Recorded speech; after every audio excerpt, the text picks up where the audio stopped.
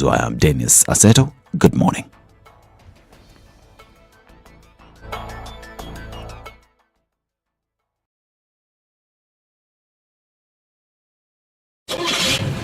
The SpiceFM Newswire is brought to you by InDriver.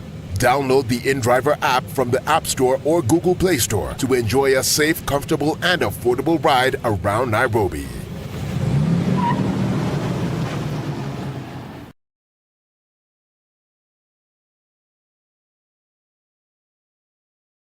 You know, when you see someone being jailed, a governor or two or someone who stole, then people will fear. Because our problem is not the borrowing, it's the stealing. We've become actually a nation of thieves. The only thing we lack is an opportunity to steal. The guys who quote the Bible and say I'm a Christian and all that, and you know they're thieves. Return what you have stolen 4 times. If you know that you have property or anything that you have stolen, just return and say, my God does not allow me to hold stolen things. We are also a reflection of you, because you elect us. You know, we don't get into our office by ourselves. We are a reflection of the people who elect us. We don't want to go to the streets. We have a constitution that enables us to assert our will. When the legislature are now being taken as hostage by the executive for whatever reason, we are now bound by what they want us to do. This is just outside the realms of reality. We have impunity written into the DNA of our political class. How old were you when you learned that Jeshi Lokop is Jeshi Lawoko? I can't say it very well. No, Jeshi Lokop. And everyone knows. Okay. This is the Situation Room, the only way to start your day. We are at the tail end of the week, and let's see what the day has in store in terms of traffic. Doesn't look like most streets have woken up this morning. Still free movement on most parts. We're looking at Uhuru Highway looking pretty good going all the way into Westlands. And inbound and outbound traffic doesn't look like it's a thing on the Thika Superhighway at all. It's looking pretty good right now, coming off Kiambu Road as well, getting into the city. Jogo Road is piling up just a little bit here and there, and we're also looking at some action on Haile Selassie. But apart from that, it looks like it might just be a Good Friday. We're going to have to watch and see. The bypass is already looking pretty good. There's an option of what you can use to get into the city. Coming out of Westlands, not much in terms of traffic. A little bit here and there on Waiaki Way. Not forget, you can use the Red Hill Link Road to get where you're going this morning. How about we take a look, see what happens in about half an hour or so. Talk to us on SpiceFM KE on Twitter. Text 40127.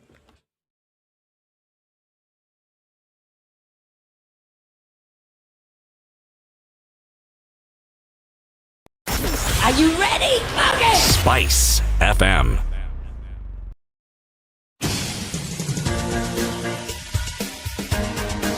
This is the Situation Room, the home of hard-hitting political commentary and penetrating insights about the state of the nation. This is a talk radio experience like no other. The Situation Room, a place for hard truths, debates, and elevated conversations. The Situation Room, witty, political, engaging, deep, controversial. In the room, we have C.T. Muga, researcher, academic, seasoned political observer, a fountain of wisdom in these politically uncertain times. Ndu Okoh, Nigerian by birth, Kenyan by choice, communications expert, Pan-Africanist, a truth seeker and believer in people power, and Eric Latiff, agent provocateur, the man in the chair, seasoned journalist, news hound, a man who believes in punching up, not down.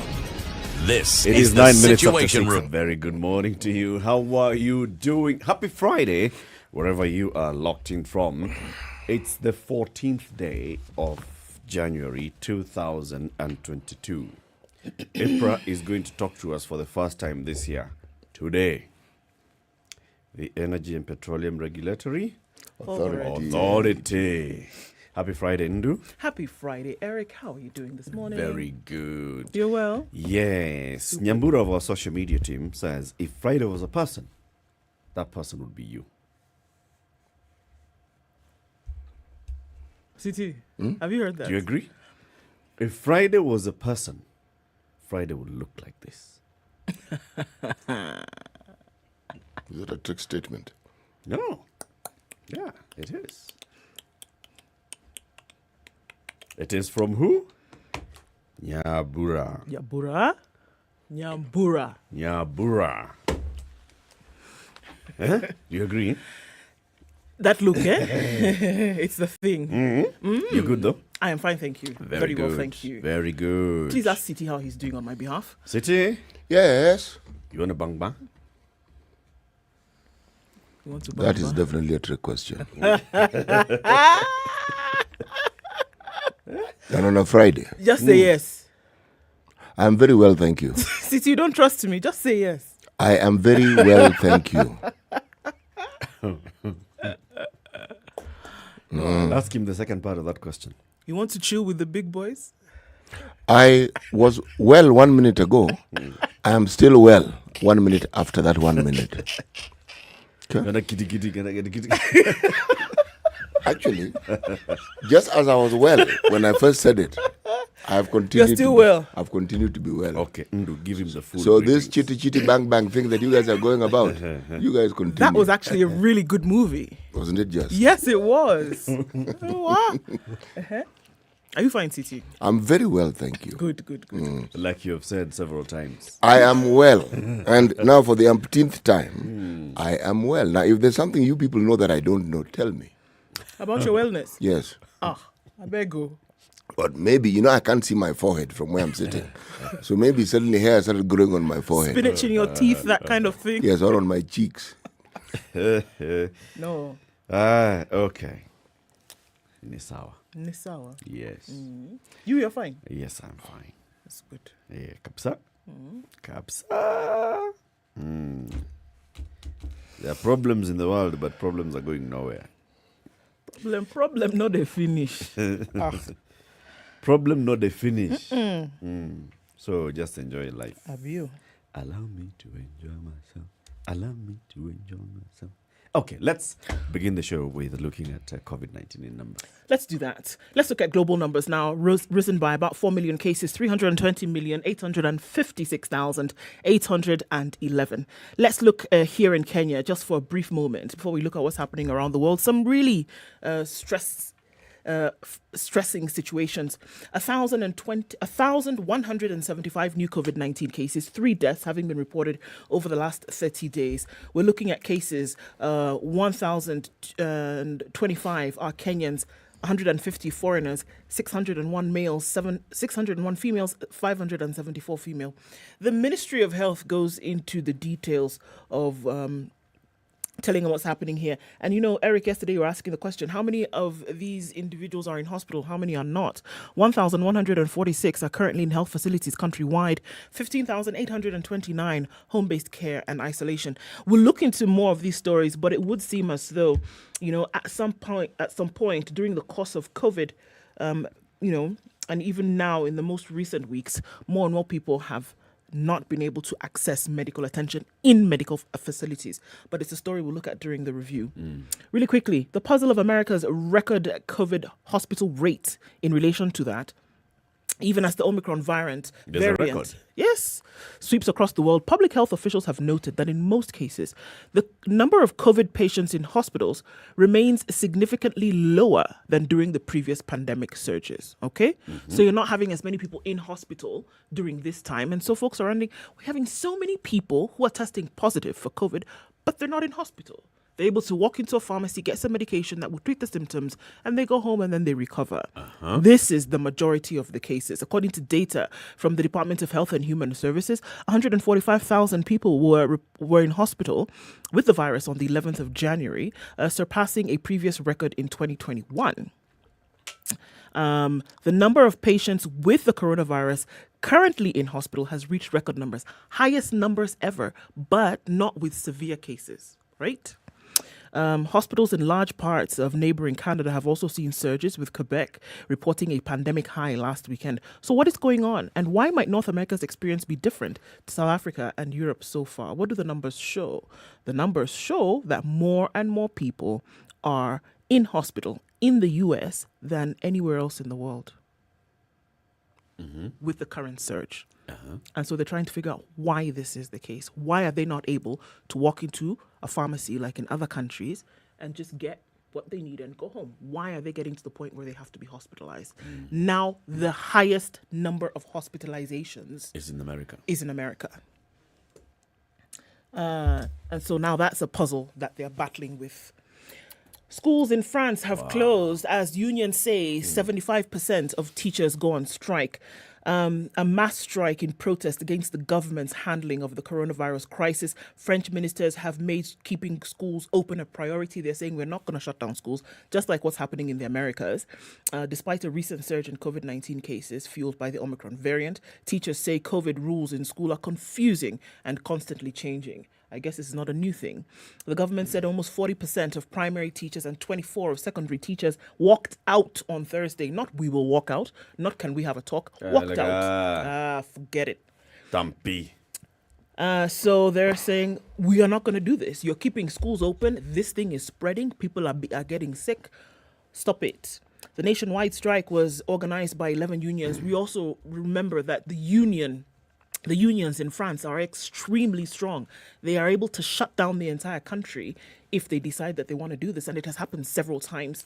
In cities across France Thursday, teachers took to the streets to vent their anger at the government's COVID policies. We've reached such a level of exasperation, tiredness and anger that we didn't have any other option but to organize a strike and send a strong message to the government, according to Elisabeth Alain Moreno, the National Secretary of the Teachers Union. Parents said they sympathized but held no grudge against teachers who had walked off the job because they have been constantly put in a situation of jeopardy and they will not take it anymore. Interesting that in those two stories that you read, there's no political angle being brought in. For instance, if the story that you've just read about America was in 2020, oh my God, Trump has bungled. America has the highest number of hospitalizations. It's doing worse than Brazil. What is this nincompoop doing at the White House? Why is he not doing his job? What kind of policies are being enforced to make sure that we don't see this? Why are schools open? Why are we seeing what we are seeing? Yes. Why is that? Why? Oh my goodness. Now, no. We're just asking Biden, why don't you just say schools should be closed? Just say schools should be closed, Biden. Okay. 17 after 6, Kenya's biggest political conversations, plus others, right here on SpiceFM KE on YouTube and Facebook and Twitter and Instagram and on radio. Let's take this quick break, take a look at the weather forecast for the day. We will be back shortly. Are you online? Say hello. We'll be saying happy Friday to you shortly.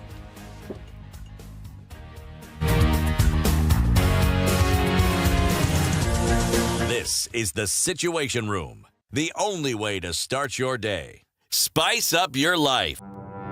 I hope you don't believe that a hustler is a poor person. Hustler is a person who is making a living through hard work. The group of leaders we are having now, Kenyans, listen, the chemical composition is the same. You will mold them to ODM, then NASA.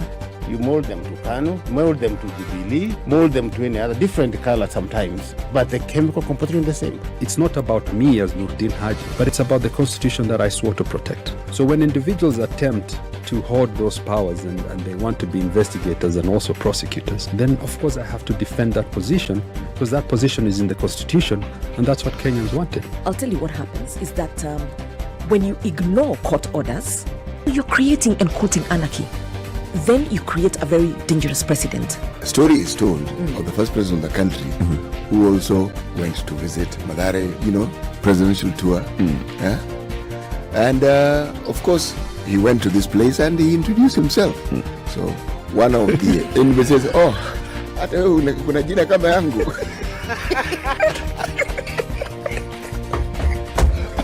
The Situation. The weather with Spice FM. All right, we'll see clear conditions in Nairobi when the sun does come up. Longer days and shorter nights is what we're experiencing on this side of the hemisphere. 28 to the high and lows of 16 today. Clear conditions at 12 in Nakuru, highs of 29. And we'll see highs of 26 and a clear Nyeri at 9 degrees currently. It's also quite cool in Eldoret at 8 degrees, highs of 26 today. Mombasa is mostly cloudy at 25, highs of 33. And we're looking at cloudy conditions at 26 in Malindi, highs of 32 and lows of 25 today. today. It's clear at 19 in Kisumu, highs of 31 and lows of 18. And Kakamega is clear at 16 with highs of 32. We'll see lows of 16. Kampala is partly cloudy at 19, highs of 29. Partly cloudy conditions at 27. In Dar es Salaam, it'll see highs of 33 and lows of 26. Ringing in Friday, Johannesburg is raining at 16, highs of 24 and lows of 16. And it's mostly clear in Lagos at 26. We'll see highs of 32. It's clear in Kinshasa at 22, highs of 30 today. -1 and sunny in Beijing. They'll just see highs of 2 and lows of -8. It's also -1 in Paris, cloudy conditions, highs of 7 and lows of -1. London is cloudy at 2, highs of 7 and lows of 5. Slightly warmer in New York, temperatures likely to drop, however, coming into Friday. It's currently 5 degrees. We'll see highs of 7 and lows of 3.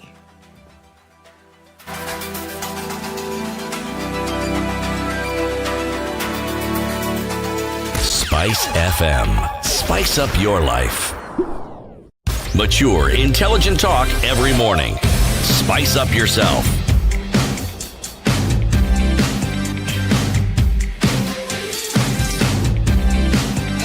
Mornings done right. All right. 94.4. Kadir Abdallah says, good morning, tuning from Komarok as well as Wamundoro. He says, good morning to you. Chris Amolo says, good morning. Another great day, and he's tuned in from Kisumu. Peter Ongere is at the Lukenya railway station waiting for the train with Eric's votes to count. So, you know, your guys on the ground. He's my man on the ground. That's it, exactly. He's listening to the ground for you as well. So Yeah. his 4 ears are better than 0. Militas Yaduma is tuned in from Nigeria. George Machuki is tuned in from Kasarani. Mombasa Road is where Victor is. And MCR, James Kimanzi, is tuned in from Nyali in Mombasa. Tuned in from Minneapolis, Waterman Jeffrey says, good morning, Wangwana Nadada. And Ntazi Praise Simengwa is tuned in from Lusaka in Zambia. Clement is tuned in from a place that I really want to go. I hear it's really cold and nice. Timboroa. I want to go there one day. Is it not cold? Extremely. That's what I'm talking about. I want to experience that. Okay. Yes. Clement, you hear what she's saying? You understand the You import understand of what she's saying? Cheza kama wewe. Daniel says, good morning. Collins also tuned in. Mbushi Kiamtogo also tuned in this morning. Noah Kiganda, Enyati ya Nyabitunwa tuned in this morning. All these very exotic names, I'm liking them. Bewa Macha is tuned in as well. Okay. McLeod Magara says, good morning. Thanks for joining us, guys. Good to have you in the room. Welcome, everybody. Happy Friday. CT, the Proverb. This one is an interesting one. Because as I looked at it, well, when I selected it, it brought back, well, should we say it ushered in all manner of perspectives that I hadn't considered before. But nonetheless, let me just state it. Right. Mwenye dada hakosi shemeji. Mwenye dada hakosi shemeji. Shemeji. English. He who has a sister will not lack in-laws. Even she who has a sister. Even he who has a sister.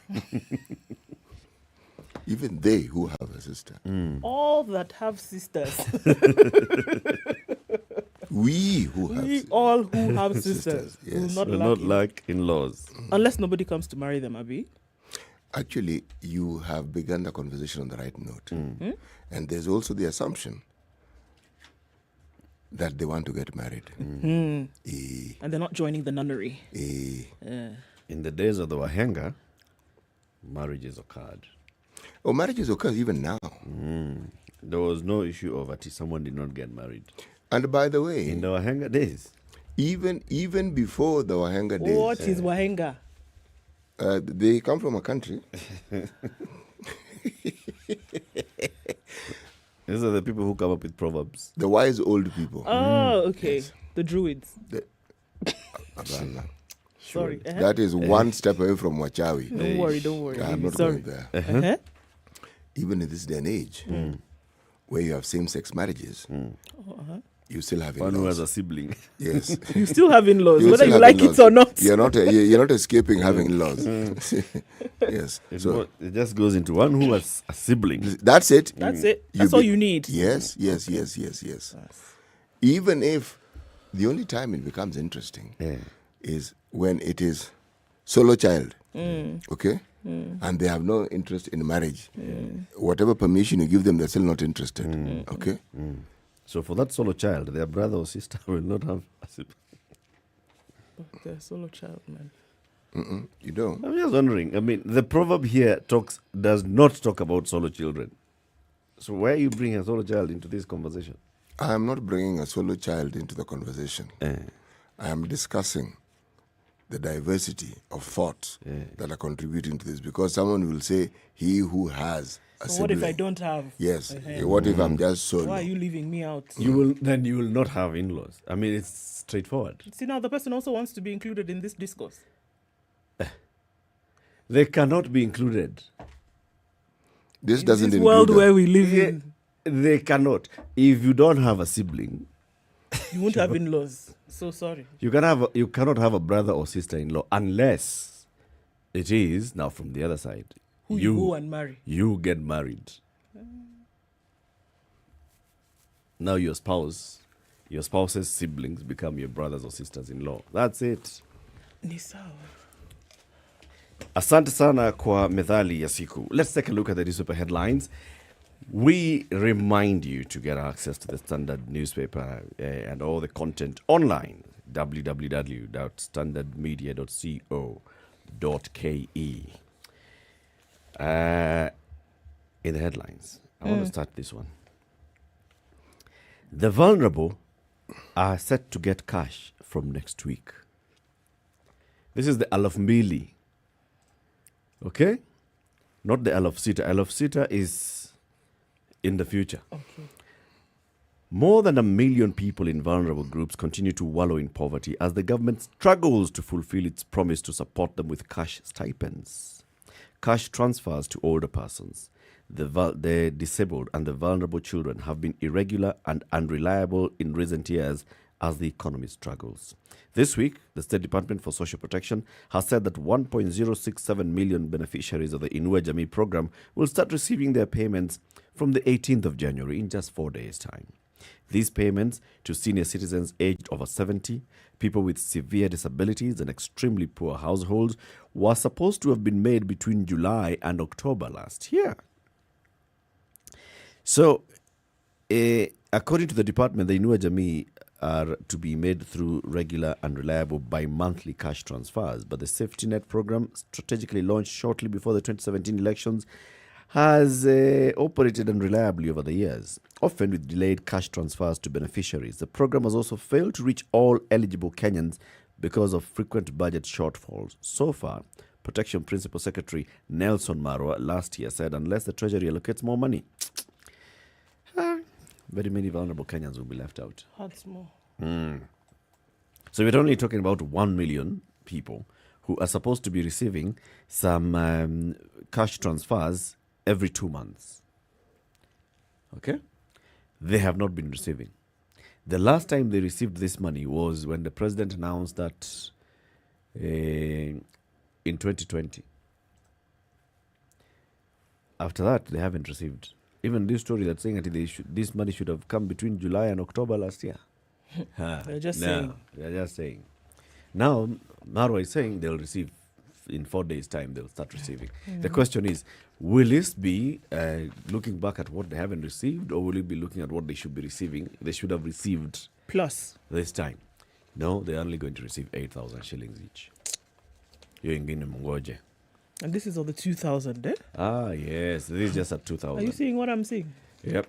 Okay. But when it comes to Alaf Sita, you see, what we're going to do is we are going to look at the central bank and the money that is deposited by people, and then we look at the cash reserve ratio, and then we play around with the cash reserve ratio. We'll release 6 billion shillings into the economy, and then that will spark economic growth, and then that economic growth will make more people pay taxes, and then when the people pay taxes, the government will have money, then the government will pay the poor people. Olimma. Chukwa Luka. From August. Okay. Yeah. No, Allah.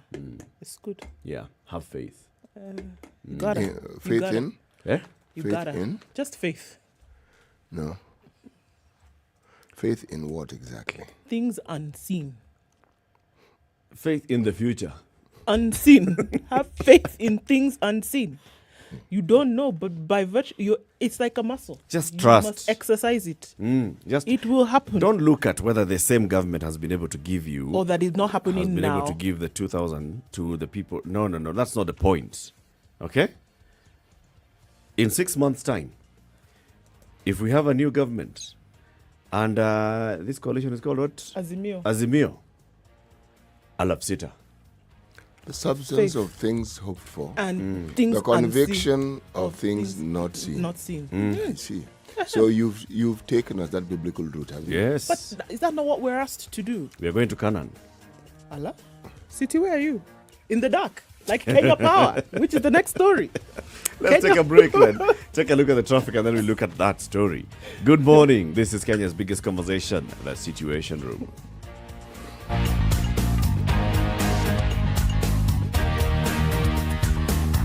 This is the Situation Room, the only way to start your day. Spice up your life. If I'm found guilty, there is no problem. I'm willing to serve.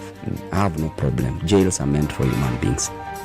They say a society gets the leadership it deserves.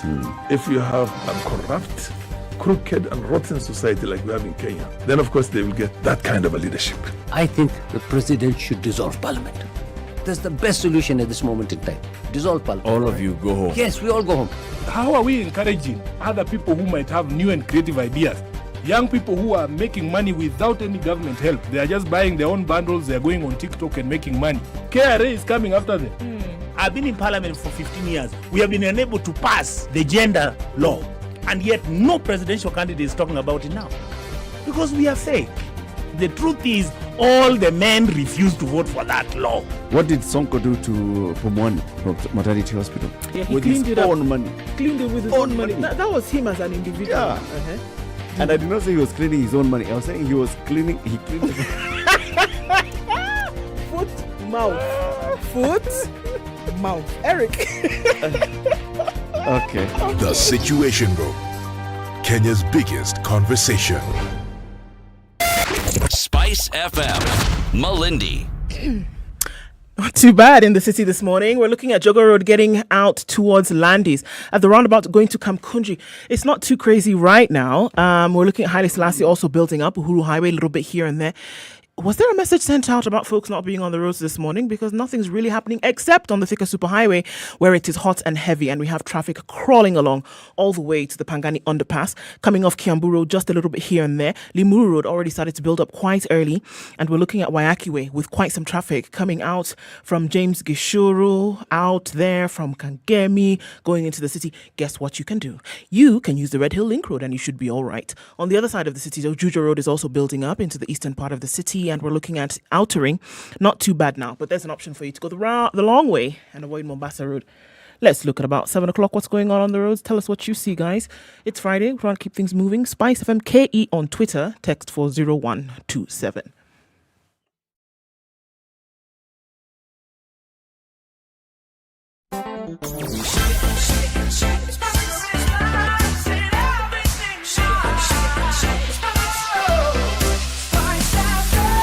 Spice up your life. Mature, intelligent talk every morning. Spice up yourself.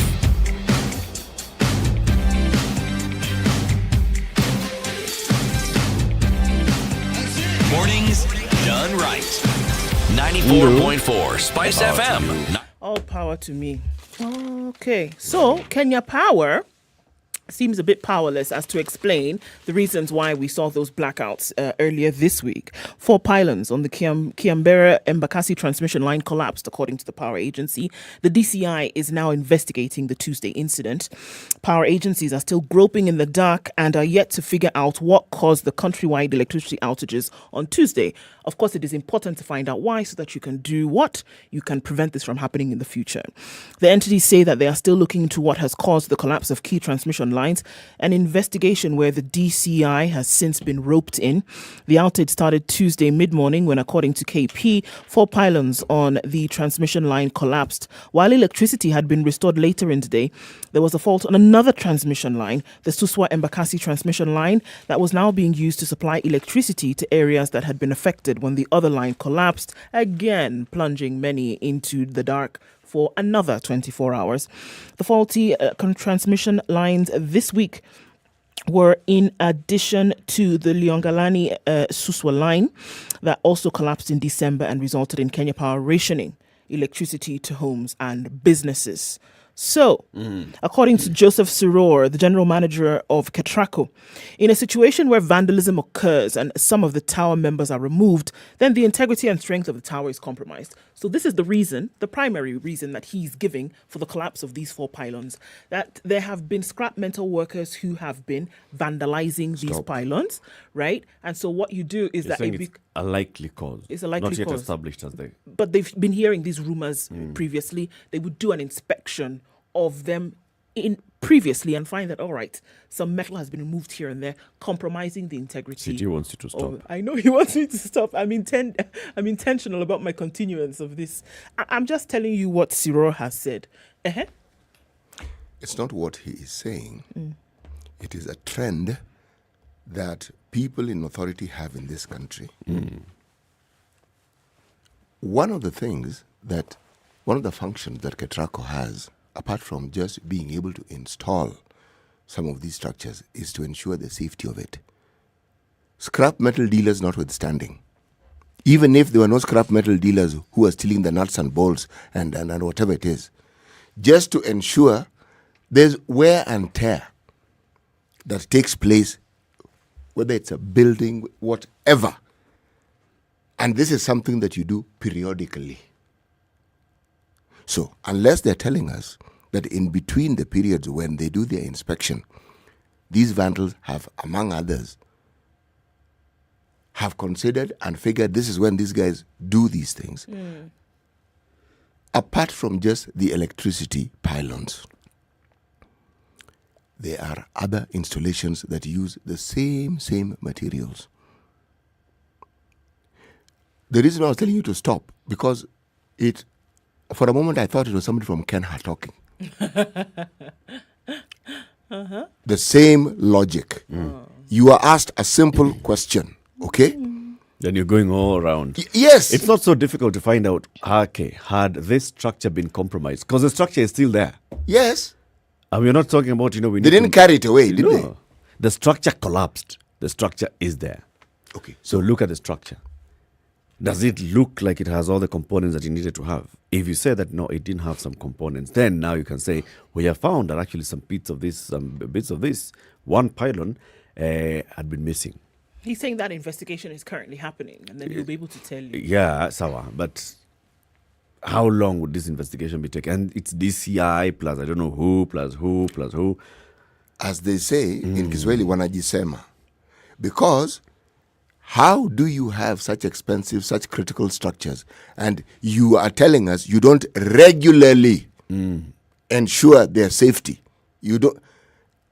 One collapsing, you'll say, it can collapse. This isn't one. No, it was but okay, four. It could be one that collapsed, but then it brought down the others. Because one collapsing pulls down because of the weight of the cables it's carrying. It is the same principle that applies when a building collapses. My beef here is this.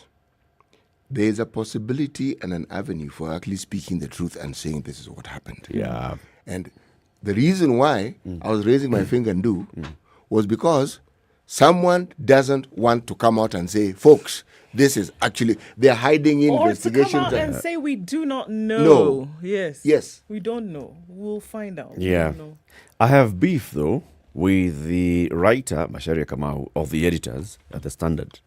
Because the headline is Kenya Power still in the dark on the cause of the blackout. They are not. And then you're saying, this story is about, it's painting the picture that Kenya Power is the one that should be giving us the answers. And it is And it is not Kenya them. Power is not the one that should be giving us the answers. It's Ketraco. It is not their infrastructure that collapsed. It is Ketraco. It is Ketraco's infrastructure that collapsed in Embakasi. It's Ketraco's infrastructure that had collapsed Loyangalani to Suswa to Embakasi. It is Ketraco. And for as long as we keep saying Kenya Power, it's just being a bully. It's basically just picking and pointing Actually, and fingers it at is Kenya being Power. lazy. Yeah. Because so that everything power in the country is Kenya Power. What happened? I mean, the kind of losses. Kenya Power is also a victim in this particular case. Indeed. Yes, they are. The person who should be supplying power to me has not brought power to me. How do I give you power? They also lost millions. Yeah. We're talking about, Yes, they also lost millions in revenue that they could have received. And as long as we keep saying Kenya Power, Kenya Power, the incompetence of the Kenya Power, if we can point direct fingers at how Kenya Power contributed to the collapse of the pylons, okay. Or how Kenya Power contributed to the loss of electricity in people's homes and businesses, okay. But surely. Siti, what are you looking at? I'm actually looking at something very interesting. And two things really. Nairobi's 500 million, $500 million plan for governor deputy homes. City Hall has revived plans to acquire lavish homes for the new Nairobi governor and the deputy at a hefty cost of 500 million shillings, setting it on a collision course with the Senate. The plan is contained in the Nairobi County Annual Development Plan for the financial year ending June 30th, 2023. The Nairobi County government plans to purchase governor and deputy governor's residences amounting to 500 million shillings in the next financial year, which begins July 1st, 2022. Now, why I point to this is in the time in which we live and the challenges that we currently face as a county, those of us who live in this county, does the governor not have a place to live in as we speak? Nope. That's the question I was asking. Nope. There's no official governor's residence. Yes. And are we saying that throughout the counties that we have in this country, that each and... Yeah, I'm just asking. Every governor has an official residence? No. We have not said that. Yes. We are only members of the County Assembly of Nairobi. We deal with Nairobi. Yes. The people of the County Assembly of Garissa can talk about their governor. Now, or Machakos. So let me ask the more pertinent question. Is it necessary for a governor to have an official residence? Yes. Why? Where they stay, can that not be an official residence? You know, it is not about the person. It's about the office. That It doesn't matter who it is. Yes, it's about the office. Yeah. The office of Governor of Nairobi Requires an official residence. Yes. Okay. Same way we have an official residence for the president and the deputy president. Yes. Kalonzo Musyoka, when he was deputy president, when he was vice president, or Mudi Awori, they lived in their own homes. No, I think Kalonzo started living in official residence before he left. For like a couple of few months. For some months. Did he move in? He did. He did for a few hours. For some months. For a couple of weeks. Okay. Those ones, even Moi Kibaki, he lived in Muthaiga when he was vice president. But now we have an official deputy president's residence. Of interest. What you say historically is true. Because we didn't only have president. You see, president's residence, State House, we know it is. Yes. Hakuna shida hapo. Yes. Vice president's residence was the Kibra residence that Moi lived in. He moved in there when he was deputy. Okay? When he was vice. What have I just said? Deputy. And the difference? Hakuna. Words. Okay. Vice. Okay. Then there was the mayor's residence somewhere in Muthaiga. Yes. Okay. What happened to the deputy? The vice president's house, we know. Yes. Okay, it was bequeathed. Yes, it was. Yes. In the Kibaki. Had Jaramogi Yes, it lived was. there? Or Murumbi? Not in that Kibra? Not that I recall. Because those were the previous vice presidents before Moi. Not that I recall. Okay. They may have used it for official functions, but they lived elsewhere. Okay. Okay. But there was a mayor's official residence. What happened to the mayor's official residence? Let's start there. Yes. Because now that we're talking about the governor, yes, ideally, that that would be the residents. Yes. Now, And throughout history, like you're saying, CT, yes. there was a wisdom of having a proper residence. Even for security purposes, There was. you are not dealing with, now where you live. I'm Jali parent. Yes. And I know where you live, we can't secure because we don't know your neighbors and we can't kick out this neighbor. All those things are sorted. There was a mayor's residence because that's where the conversation ought to go. It is very true. What happened to the mayor's residence? Did we ever have justice for that? Okay, now, be that as it may, do we need to have an official residence for the governor of Nairobi? So that is not a tea telling us, I have a piece of land on Moa Hills, that's where I live. Or I have bought a plot in Kitengela, and that's where I live. And I am a mayor, I'm the governor of Nairobi. No. You see, all the major towns in this country had official residences for their mayors. Yes. Okay? Now, people may not know this, but they did. Now, the question that I'm really asking is, something as important as this, should it be like, if you look at the article that has been written, it's a discussion of, there was this discussion, it was shelved. Yeah. Now we're resurrecting it. No. There ought to be a policy about such a thing so that we know. For sure. It starts from there. Yes. That one is the governor's residence. So it's not so-and-so's house. No. When you stop being governor, out. Next. Okay? I remember as a young man watching how they created the State House in Nakuru. It used to be a small state lodge. Okay? After a while, you suddenly found the fence became a wall, and it wasn't just the small little lodge. The neighbors had been bought out on the side. The neighbors behind had been bought out. The neighbors in front, and those were 2 rows up to the main road. Now, that is a state house. You go to Mombasa, same. You go to Kisumu, something similar-ish. Okay? State lodge. Yes. But and it's important. Now, we have a system of government where we have 2 systems. Kuna serikali kuu na kuna serikali ya vitongoji. Yes. Kuna hiyo. The government of vitongoji. So, similar rules ought to apply. That's really what I'm saying. Yes. But the second one was, on a more interesting note, Kenya's passport, 8th most powerful in Africa. Did you know that there is an organization called Henley Passport Index? Did you know? No. This index, Henley. Henley. H-E-N, hen, then Lee. Okay. Let me just continue. Right. What they do, they measure the score. And some of the indicators that they look at, they want to look at, this passport that you have, how many countries of the planet accept the passport without too much fuss? Meaning, even things like visas, you don't need to get a visa. Or if you do need get a visa on arrival. Yes. Now, why I'm saying this is interesting is because we increased to 72 from, that's in terms of number.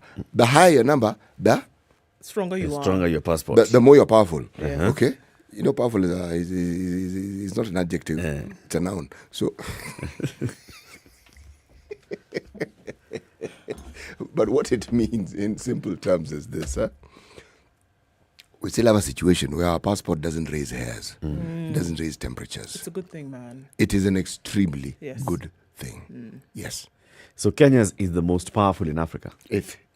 Number 8. Oh, number 8. In Africa. What's top?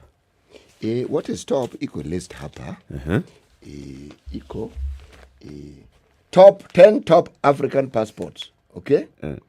Visa-free zones. The one who's number 1, Seychelles. Not surprising. Number 2, Mauritius. Number 3, South Africa. 4, Botswana, Namibia, Lesotho, Eswati. I almost said Mswati. Eswati. Malawi, Kenya, Tanzania. Like that. So it's just this Africa this way. The other Africa that way, they come after number 10. Those ones. I don't blame two of you. There's no alarm. Those It's ones. okay. What color are they? Like green? I don't know. And they're also associated with some avian, large avian creature. Yes. Eagle or something. Good Lord. It's 10 to 7. Quick break. We'll be back shortly.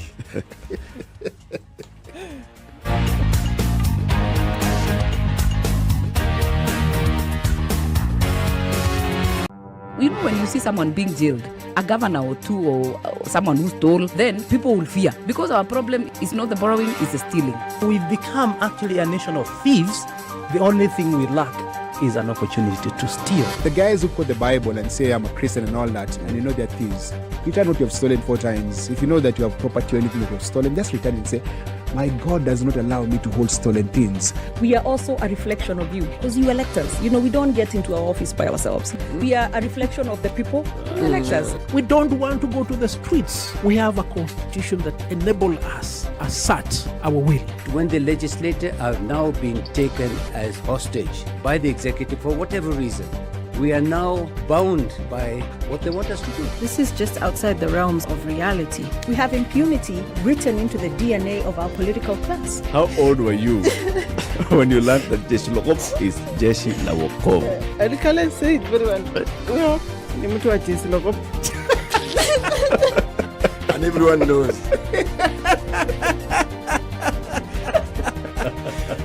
Okay. It is 9 minutes to 7. This is Kenya's biggest conversation, the Situation Room. We're looking at the big headlines in the papers. The Nation back page. Okay, you look at a story. I have a story.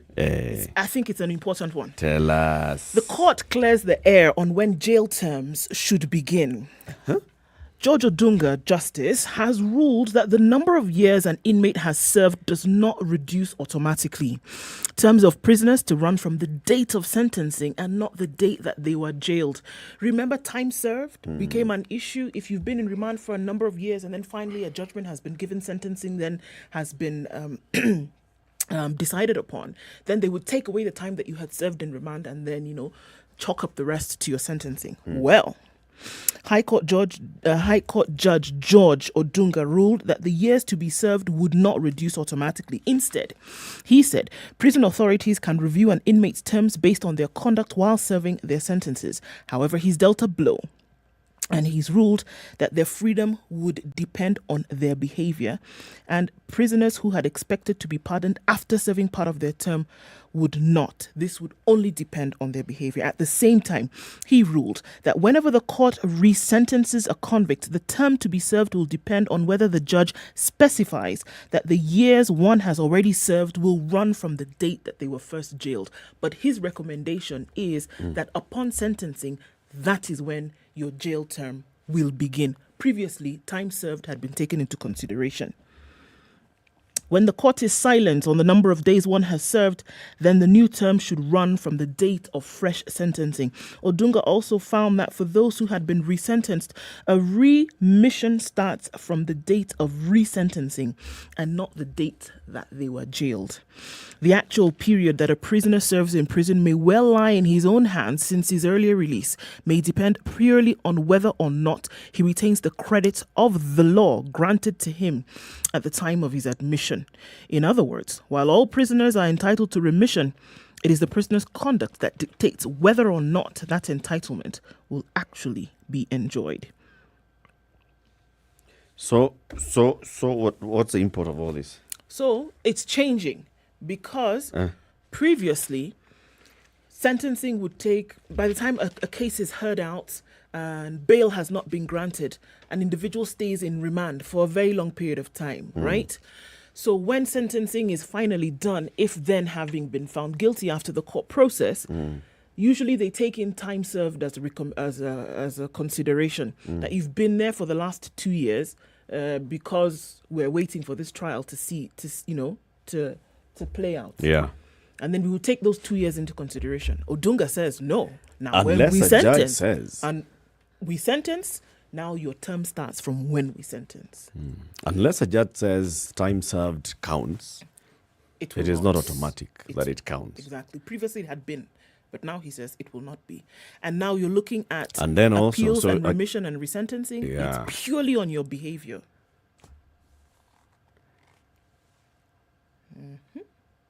So also, if you appeal and let's say the sentence is increased or reduced, it starts from that point. It starts again. It starts counting then from that point. I couldn't discount. No. So much you're okay. So yeah, you were jailed by the lower court and you've been in prison for the 1 year. Now you've appealed and the court has decided, okay, yeah. I think you should only have served 7 months. So because you've already served a year, so enter home and then you have a credit of 3 months. Next time you commit a crime. These are some of the. There's a bonus from the previous sentence. I had something left over. Yeah, if you arrest the next time, but I have 3 months. Yeah, from the other one. They still owe me. No. What I find of particular interest is that the more the media gets involved in reporting such cases, the more we get informed. Yeah. So every time there's something you find peculiar and you wonder, goodness, you mean such a thing actually existed? You mean this is how the law looks at it? Because if it was a vague issue, well then it stops being vague, isn't it? Exactly. Yeah. So now at least you're looking at defense counsel and all of this, being very sure about where it is that they're going. So because we see that a lot of time and details are spent on some of these very, very thin lines. So I think Odunga's looked at this and said, you know what, instead of spending all this time back and forth appealing on one-liners, this is it. This is it. Yeah. Set there, just set the marker. Now, schools. The Ministry of Education, concerned about what happened towards the end of last year, that is last term, where more than 40 schools were burnt down by students, has come up with new measures to address unrest in schools and to address indiscipline and to deal with several issues. It's called a Safety Standards Manual for Schools, which has been presented to the education officers in the field.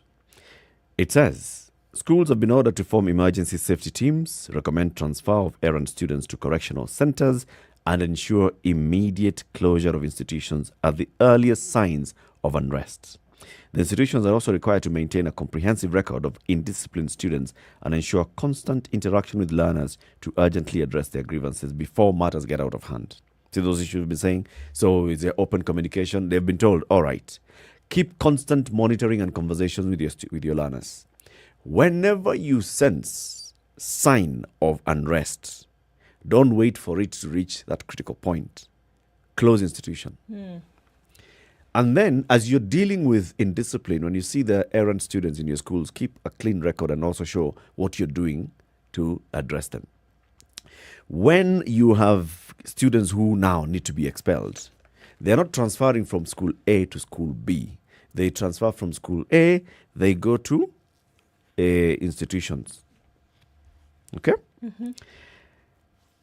The Ministry of Education is currently training education field officers, including county and sub-county directors, on the safety measures that schools must employ to ensure students do not go on strike or burn down schools again. Last term, more than 40 schools were burned down by students. Parents were asked to pay hefty fines. The training began last week and it ends next week.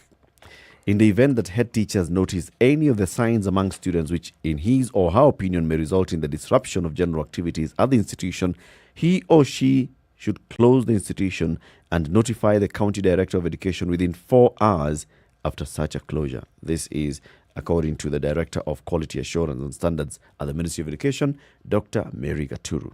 Boards of Management, KINACT, are also required to declare the institutions closed and learning suspended for a period not exceeding 2 weeks. Unrest in schools, head looks at it and says, close the school. Calls the County Director of Education within 4 hours and says, I have closed the school because of this. Boards meet and they say, all right, so let's reopen the school within 2 weeks and address the issues. So there are now steps in place. But important is that those who are bad seeds, approved school straight. Do not transfer from school A to school B, move from school A to approved. Tamalisa nyinyi in discipline.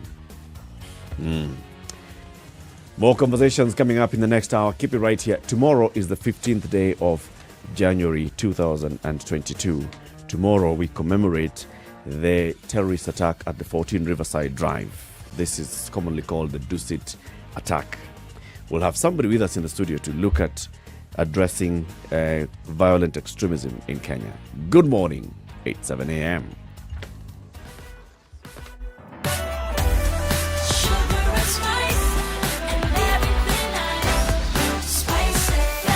Spice up your life.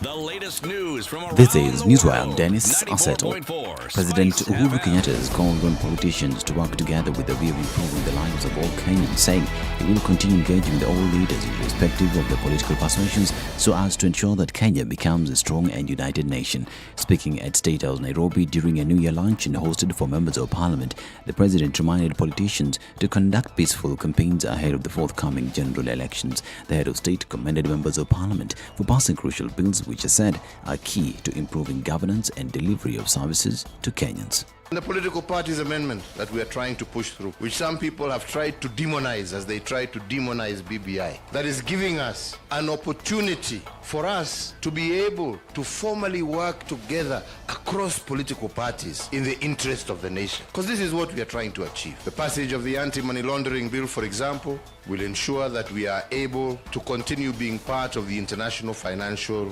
system and to have a respected banking system that can only help improve and mature our economy. The bill on NHIF and the other acts around the health sector are now going to open up and give us that opportunity to be able to give our people that which we promised them of universal health care.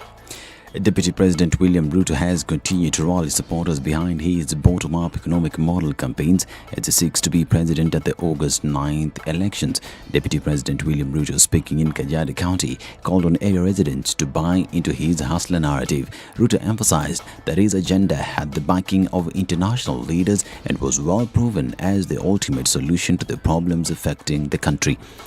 Ruto sought to assert that his proposed economic model would ensure that all Kenyans equitably benefit, with a focus on those in the lower social class.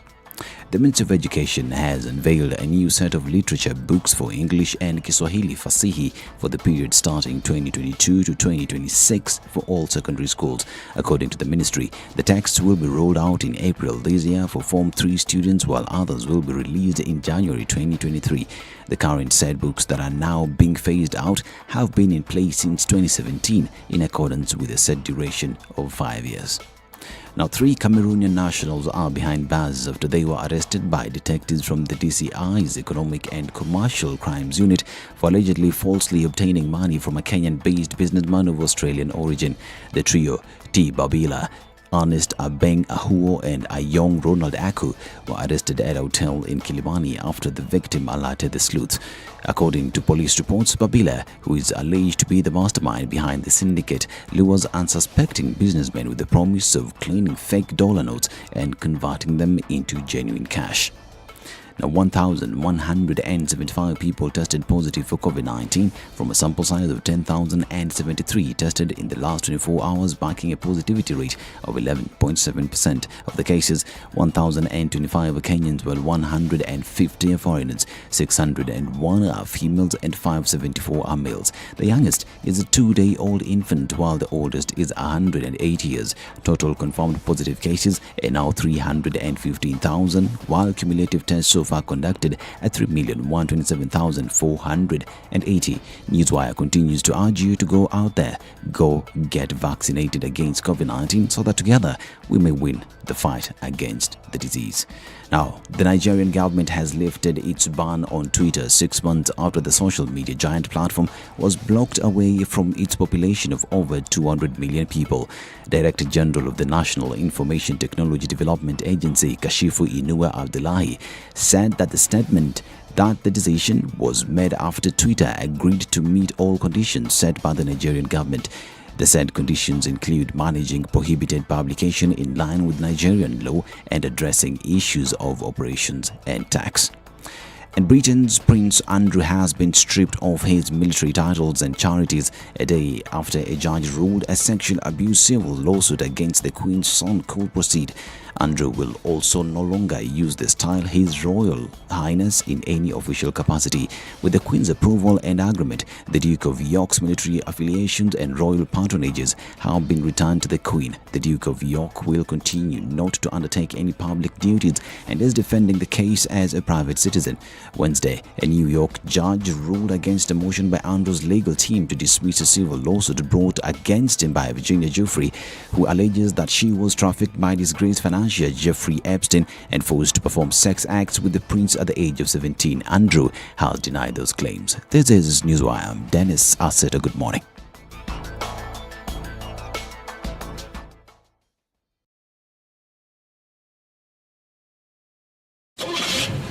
The SpiceFM Newswire is brought to you by InDriver.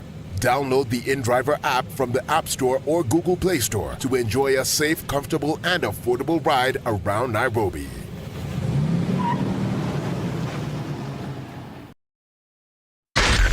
Spice FM, Nakuru. All right, the sun's out and seems like the vehicles are out as well. Things have changed significantly on the roads this morning. We're looking at quite some of it building up on Langata Road, which was not there before. That whole South Sea area, Nairobi West, getting out then onto Langata Road. That is piling up this morning. Coming off Uhuru Highway into the city, it continues today. All right, Jogo Road was quite messy very early and it continues bumper to bumper, snaking along as you get towards Landis Road, which, by the way, is free and clear until you get to the Kamkunji roundabout, and then things slow down just a little bit. Thika Superhighway is giving off that packed vibe today, and we're looking at Kiambu Road in and outbound on some parts, and then inbound as you get towards Muthaiga Square. Limuru Road packed this morning. Westlands, whole mess. Ring Road Westlands going out towards Wayaki Way. That continues this morning. Outer Ring also packed. So this Friday, it's shaping up in terms of traffic. We'll keep an eye on things. Help us also. Where might you be stuck? Talk to us. We'll take a look around the rest of the country in a bit. SpiceFM KE on Twitter. Text 40127.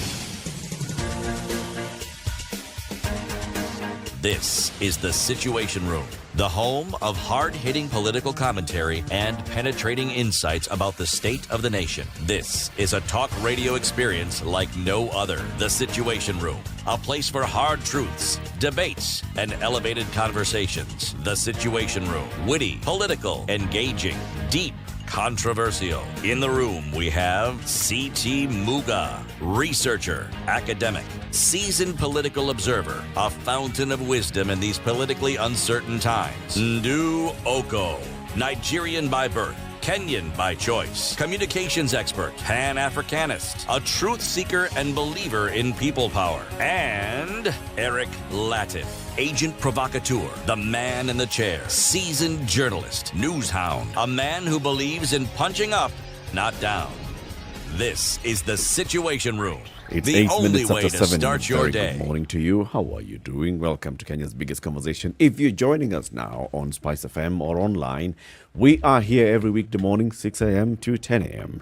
And we begin the hour with the day's proverb. Mwenye dada hakosi shemeji.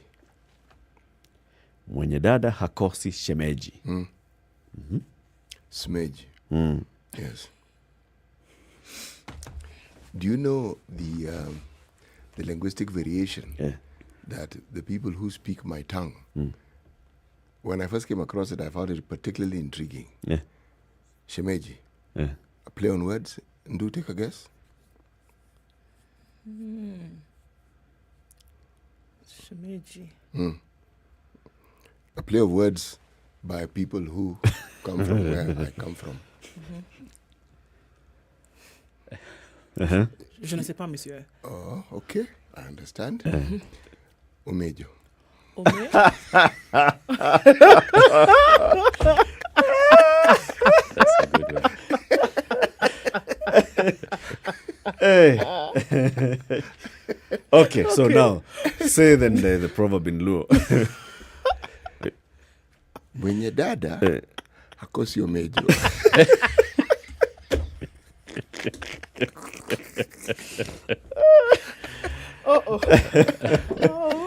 Okay. My mind did not go there at all. Omejo. Yes. Sawa kabisa. Omejo natembelea sisi. Sisi naenda tembelea Omejo. That's a good one. That's a good one.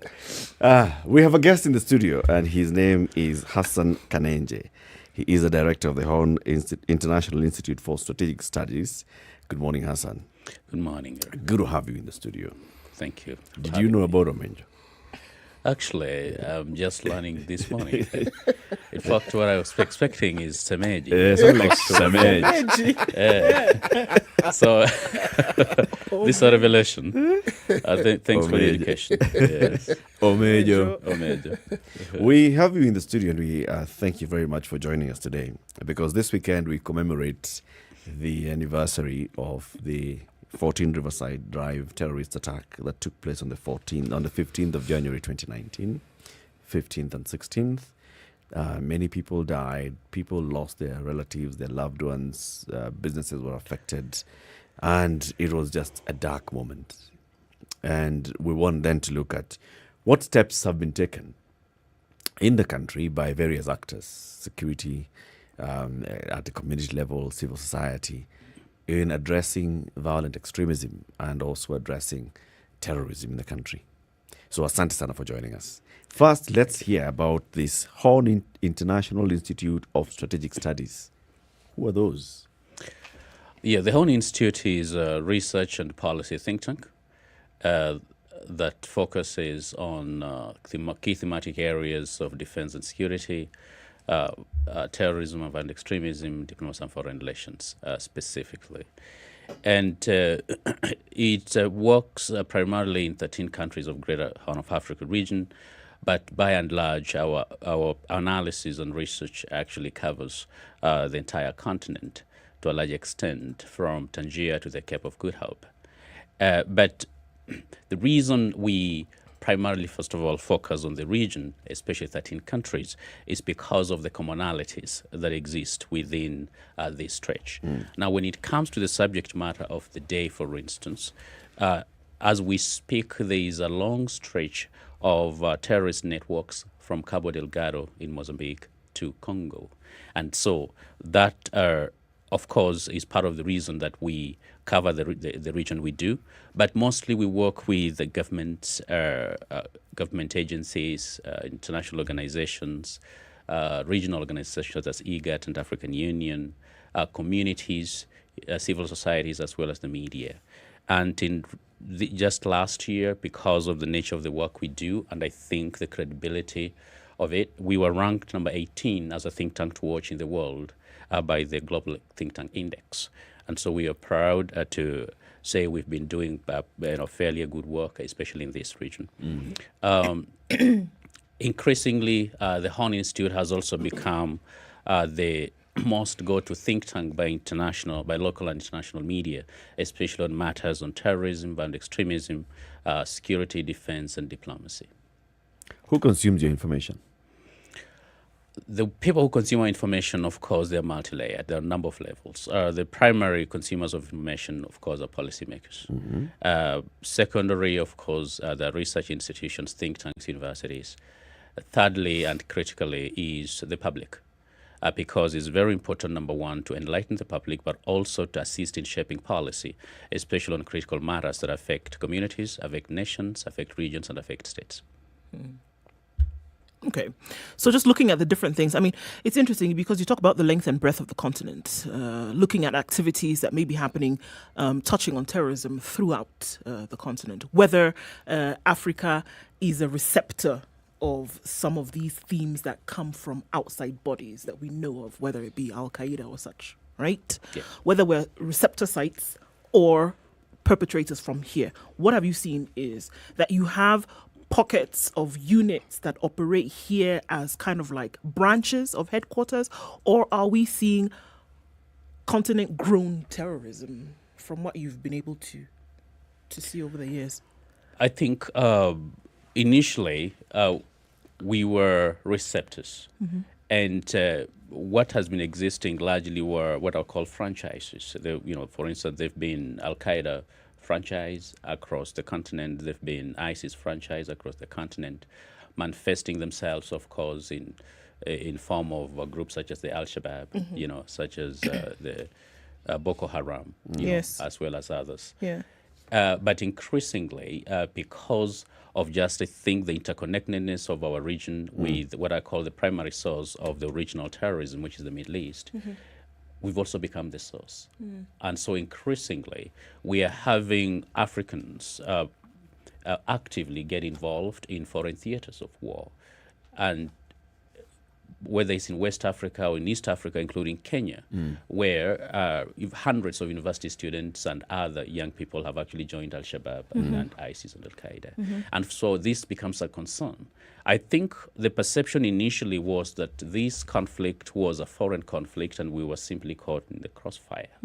But right now it is our conflict because it's our young men and women right now who are actively involved. Sure. And it's our our citizens who are involved also at times in finance.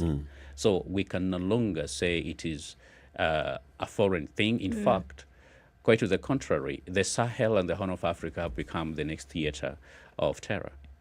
In the world right now. It is very fertile. It promises potential for growth. And so it is up to us to actually... promises potential for growth. Yes. As a region or as a theater for terror? No, as a theater for terror if nothing is done. Because of sometimes what we see as complacency. And to remember, Africans didn't really look at themselves as being perhaps the originators of such ideologies. I remember in the 90s when, for instance, suicide missions were being undertaken by the Tamil Tigers, it looked very crazy. And so with the outbreak of the Intifada later on, of course, in the occupied territories in Palestine, this was seen as something perhaps for Arabs and probably even other races, not exactly Africans. But increasingly, even as we speak, there was a massive attack in Somalia, suicide missions. Sure. Of course, not to forget our own attack, in Lamu against our security forces. And so this has become our problem, and we're going to have to think about our own solutions and our approaches on dealing with it. As with many other things, I think we see that this then forms patterns, right? Yes. From previous times, whether you're dealing with some of these other bodies, from things that we've read and seen, Al-Qaeda, ISIS, they have patterns of operation. So even if you're able to cut off this head, another one not even grows, but has been resident somewhere else. So the operations are able to continue. But what is very interesting to me is that the study of such has been done. And in order for you to study something and realize how they operate, that means you kind of know where they are and you know where their form of command is. So then it poses the question, why does it become so difficult then to be able to deal with it? I mean, you're saying, look, where we are now on the continent, if we do not deal with this, it's going to be something quite ugly in a very short period of time. But we've studied it so much so, I mean, we have institutions, entire institutions with branches who study these things to the detail. So what poses as the difficulty in then being able to deal with these? The challenge with international terrorism and the nature of the terror threat that we face, it's like you hunting an octopus, you're looking for the head. It seems to have, to be moving in all directions. And that is why, while a lot of effort has been done, and in this country in particular, especially in countering violent extremism, I think Kenya is one of actually the most advanced countries when it comes to employing soft power in countering violent extremism. However, the challenge regionally and globally, it is increasingly there is no central command of a lot of terror groups. And so these affiliates or some who have been inspired ideologically by perhaps their mother organizations, whether it's Al-Qaeda or ISIS, they've developed the ability to be able to operate independently. Okay. Not to mention, increasingly, even some individuals, they self-radicalize because of easy access to content and literature that can be able to do that. And so that ability for independence and to be able to conduct their own things based on their own unique circumstances calls on us to be able to craft responses that actually reflect this uniqueness. You know, because if we think we're fighting al-Nusra or ISIS in Syria without understanding the local complexities or vulnerabilities that they may seek to exploit, then it's going to be a challenge. So yes, I agree. We have institutions, we have organizations that are dealing with this, but contrary to I think popular belief, sometimes terrorists are not very stupid people. Right. Yeah, the enemy somehow always wants to be a step ahead of us. Okay, and that is why the only way to counter it effectively is for us to always try to be a step ahead of them. In the words of Sun Tzu, he once said that a smart general is not the one who tries to outfight his enemy, is the one who outthinks his enemy. And so we have to get into the business of outthinking. And that is why coordinating efforts in CVE, being able to know that what the right hand is doing and what the left hand is doing, they actually can be able to work together is critical.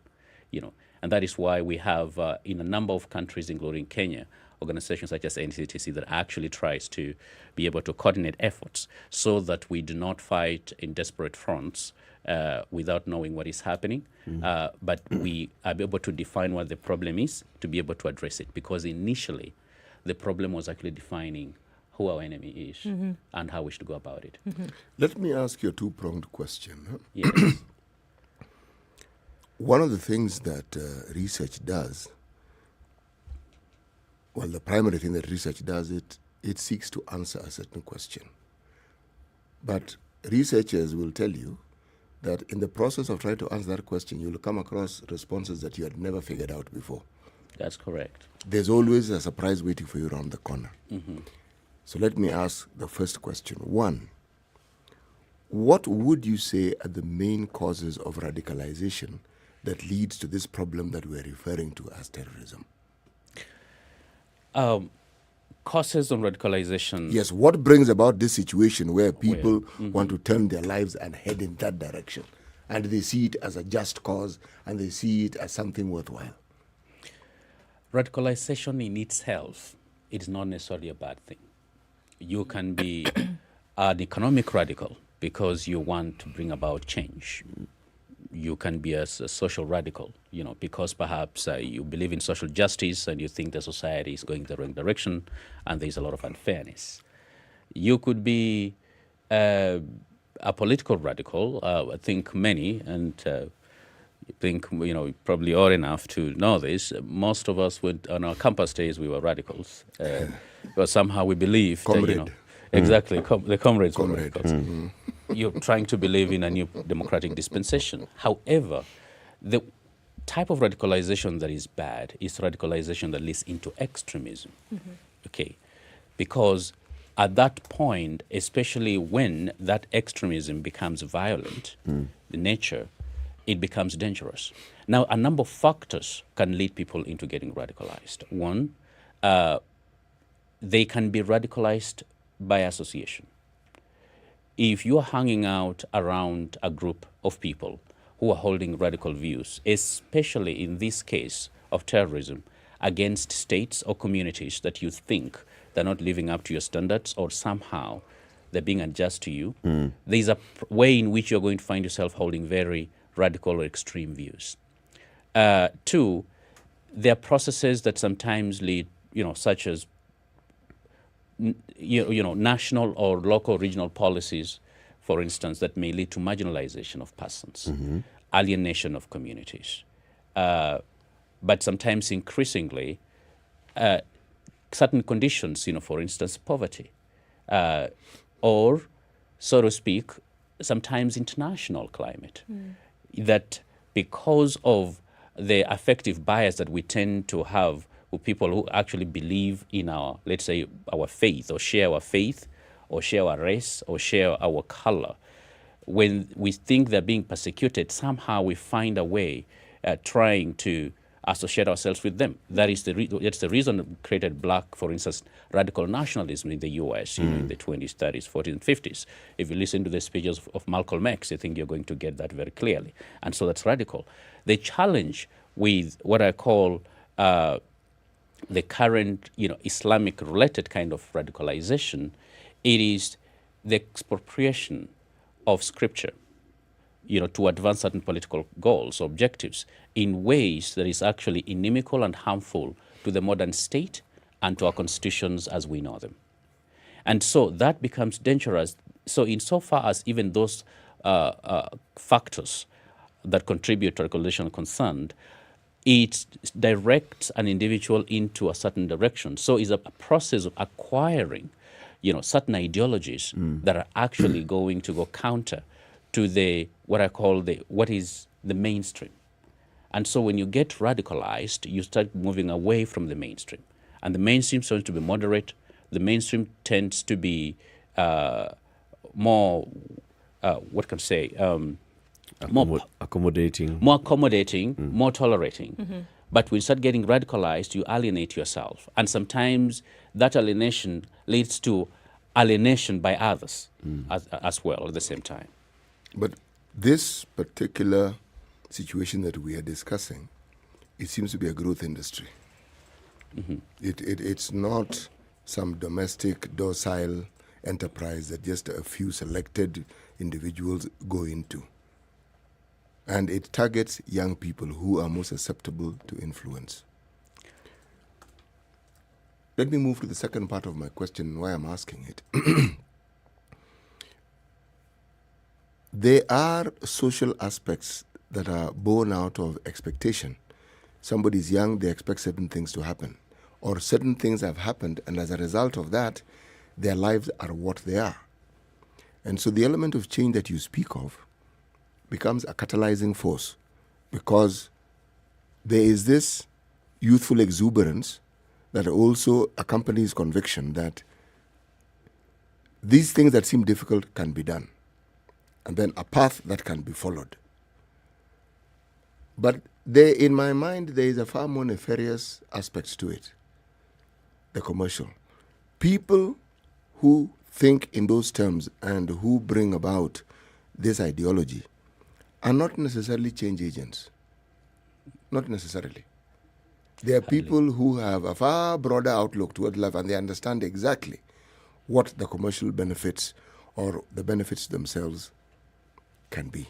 Now, the areas in the world where we have seen a growth, as you say, have been areas where people have been disenfranchised. They've probably been at war. They have felt that certain communities have oppressed them more than they have oppressed others.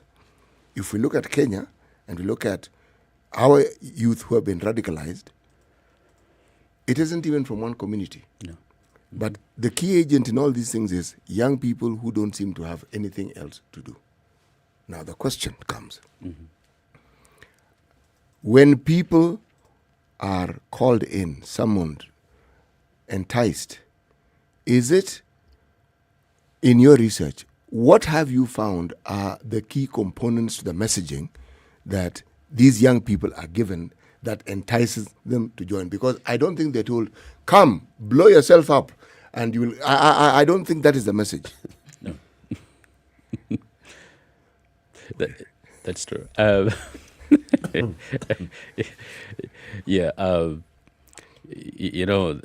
It is true. I think if that were the message, it's going to be difficult to actually get people to join. Just like in the art of seduction, everything has to be done, with a strategy. And terrorists are very strategic in the way they approach. And I agree. One of the predisposing factors is the unmet expectations of a lot of young people. Okay. And unmet expectations leads to frustration. I'm sure you're familiar with the frustration aggression hypothesis with Sigmund Freud. When people are frustrated, they tend to be aggressive. Now, so you get out of school, you don't have a job. Okay? Perhaps sometimes you walk into an office and someone expects to, you'll pay a bribe, which you don't have. Right.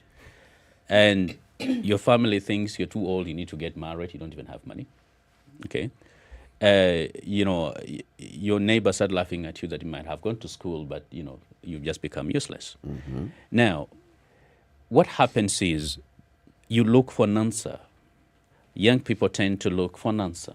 And it's a human thing. When there are lots of issues going on around you, you want to look for an answer.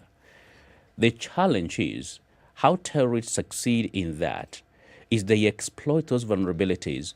They simply, because politicians, they're going to tell you a lot of things, for instance. You attend forums, they're going to tell you a lot of things. But terrorists simplify solutions to your issues. Number one, they're going to tell you the source of your problems. There could be a million of them, but they'll tell you, do you know the reason you are this and this and this way is because of Muga. Okay? And let me tell you, you see the car that Muga drives is because it's all part of your land. The car, you understand? And so, in the framing of it, they simplified that now you actually know the source of your problem. Two, they provide you with a simple solution. They simplify solutions. And the solution could be get rid of Muga. Join, yes, our movement so we can get rid of Muga. Sometimes you don't even know you'll actually end up in a suicide vest, And in fact, we are ready to send you $300, as a down payment. And you've been a lot of cases where these people have received money. And so you start actually believing this is going to work. Sometimes they start sharing with your content once they see your vulnerability. They start sharing your content that literally confirms your worst fears. And sometimes it is so subtle you can never even know. So they keep indoctrinating you slowly and slowly until you actually become so radicalized without them ever asking you to become a radical. One professor at University of Nairobi once taught me that diplomacy is the art of making someone do your bidding and have them think it's the idea in the first place. So they're also very shrewd in diplomacy that sometimes you actually get yourself indoctrinated without realizing and deciding to take a mission to Somalia or wherever it is, thinking you're going to be part of a larger goal, something bigger than yourself, because it gives you meaning that you feel you're missing from the ground. At home, no one is giving you answers. There have been young people who, upon sometimes, their repentance and maybe return, they talk about their only family situation and how broken it was. And this was the first thing that actually gave them hope, And so what should we do in those circumstances is we should be able to replace that, So essentially, offer the solutions. I want to take a break. Okay. I want to take a break. It's 28 to 8. This is Kenya's biggest conversation, the Situation Room. Our guest is Hassan Kanenje. He is the director of the Horn International Institute for Strategic Studies, Horn Institute, right? Yes, thank you. We are talking about preventing and countering violent extremism in Kenya ahead of tomorrow's anniversary of the 14 Riverside Drive attack. This is the Dusit 2 attack in Nairobi that took place on the 15th of January in 2019. The conversation is about extremism, how to counter it, what efforts have been made, what efforts need to continue being made. Let's take a break, take a look at the weather and traffic. We'll be back shortly.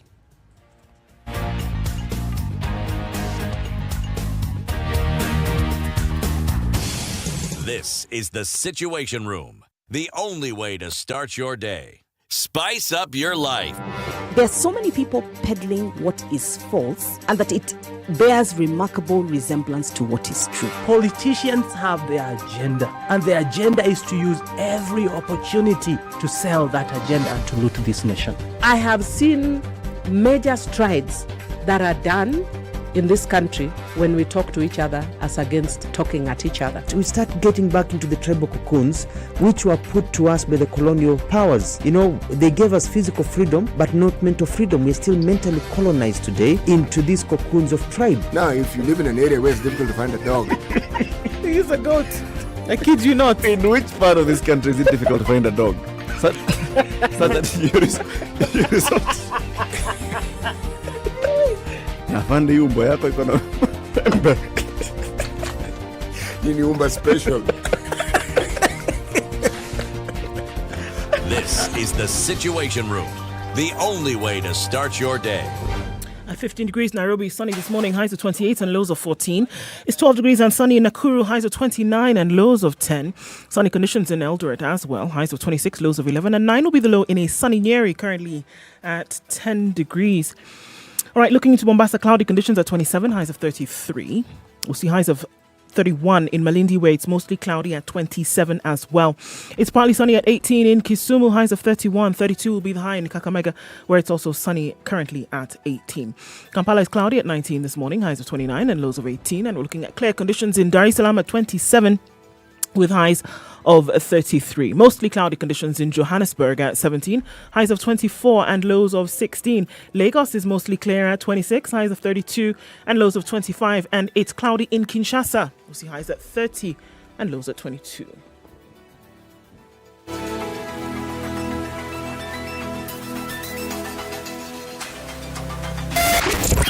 .9 Spice FM, Mombasa.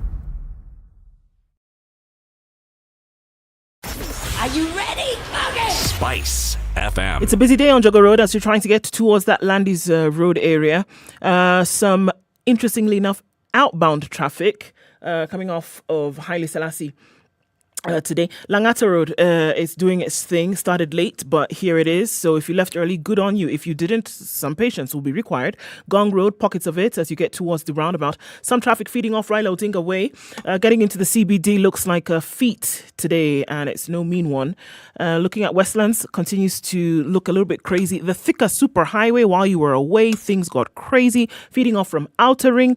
We're looking at this absolute mess that's happening on Kiambu Road today. Do not know what's going on. Coming all the way from Coffee Gardens now, way past the DCI headquarters. Also Limuru Road, that whole Parklands area, quite messy this morning, as well as Westlands. Okay, so here it is. Guess what I'm going to say? Use your bypasses. They're longer, but they'll help. Let's talk in a bit. Spice FM KE on Twitter, text 40127.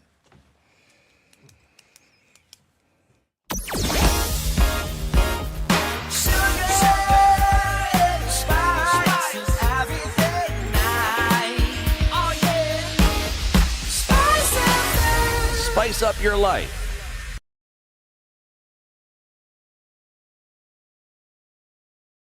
Mature, intelligent talk every morning. Spice up yourself. It's 23 to 8. Kenya's biggest conversation continues right here in the Situation Room on Spice FM. Our guest this morning, Hassan Kananje. He is the director of the Horn Institute. We are talking about violent extremism. Hassan, you did a good job of just taking us through the definitions and understanding radicalization and extremism. Let's do the other definition. Terrorism.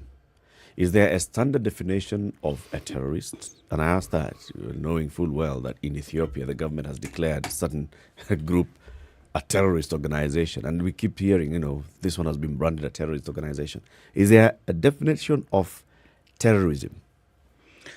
Yes, there is. While there's no universally agreed definition sometimes, or most of the time, depending on the political interests are at hand, terrorism is the use of violence for political purposes. Simply defined, is employment of violence to achieve political causes. And while sometimes states brand certain opposition groups terrorists, it does not necessarily make them terrorists, at least internationally. It is not something that there is consensus on. But increasingly, and even whether there are UN definitions and stuff like that, the kind of terrorism we face is one that actually employs for political purposes, and a lot of times is in challenges states and nations. And so, to suggest that perhaps there are going to be too many definitions of terrorism, a lot of times is a convenient excuse actually not to be able to deal with the problem at hand.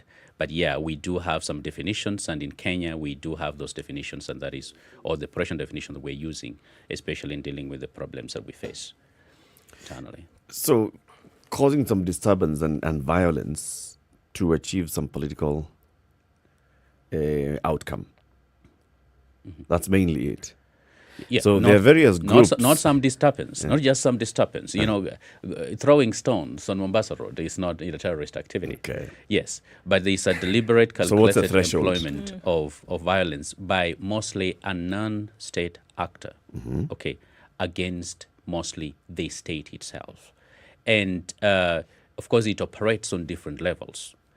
You know, a lot of times is massive form of violence, you know. And so today, for instance, if within the protests, someone planted a grenade, okay, or a petrol bomb, you know, to blow up some institution or whatever it is, you know, that is a terror attack.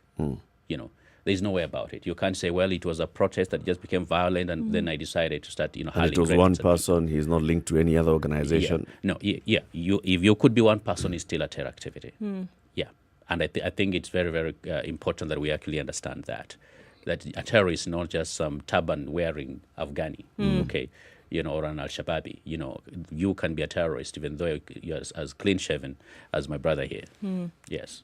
Okay, so clearly what you said, and I'm going back to what you said initially, that what we're trying to do right now, whether it's governments, institutions in partnership with government, then to be able to form policy and then implementation thereafter, is to get rid of. But then you've also said that this is a belief. This is a belief that some people hold, that they will be able to then radicalize, number one. Number two, then be able to influence government and politics in the way that, so it's not something that you can. It sounds like it's not something that you can get rid of as easily as we say, because essentially what you would be doing is upstaging or asking or cutting out a belief, which then makes it a little bit more difficult. So what are ways right now institutions or governments are looking at how we can get rid of this bleed of terrorism, especially when you're dealing with the softer side? And when I say softer side, I mean the intangible, things you cannot touch in terms of belief. I think, you know, to say we can completely get rid of terrorism, you know, I think it would be an overstatement. We can reduce it to a point of irrelevance. Okay, just like any other border accident, even though they're numerous, as in it's not an existential threat to nations or communities. Now, what I think our audience needs to understand is 90% of the work that is done and should be done when it comes to countering violent extremism and terrorism has to be done by the public, by the citizens.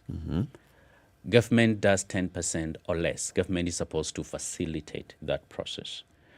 Now, in recent years, if we have to talk about, for instance, Kenya, a country, a nation, the government has put in place mechanisms. In fact, its response, even just in the latest attack, as you see in Dusit, was, of course, way more proved, I think, than previously because of the coordination.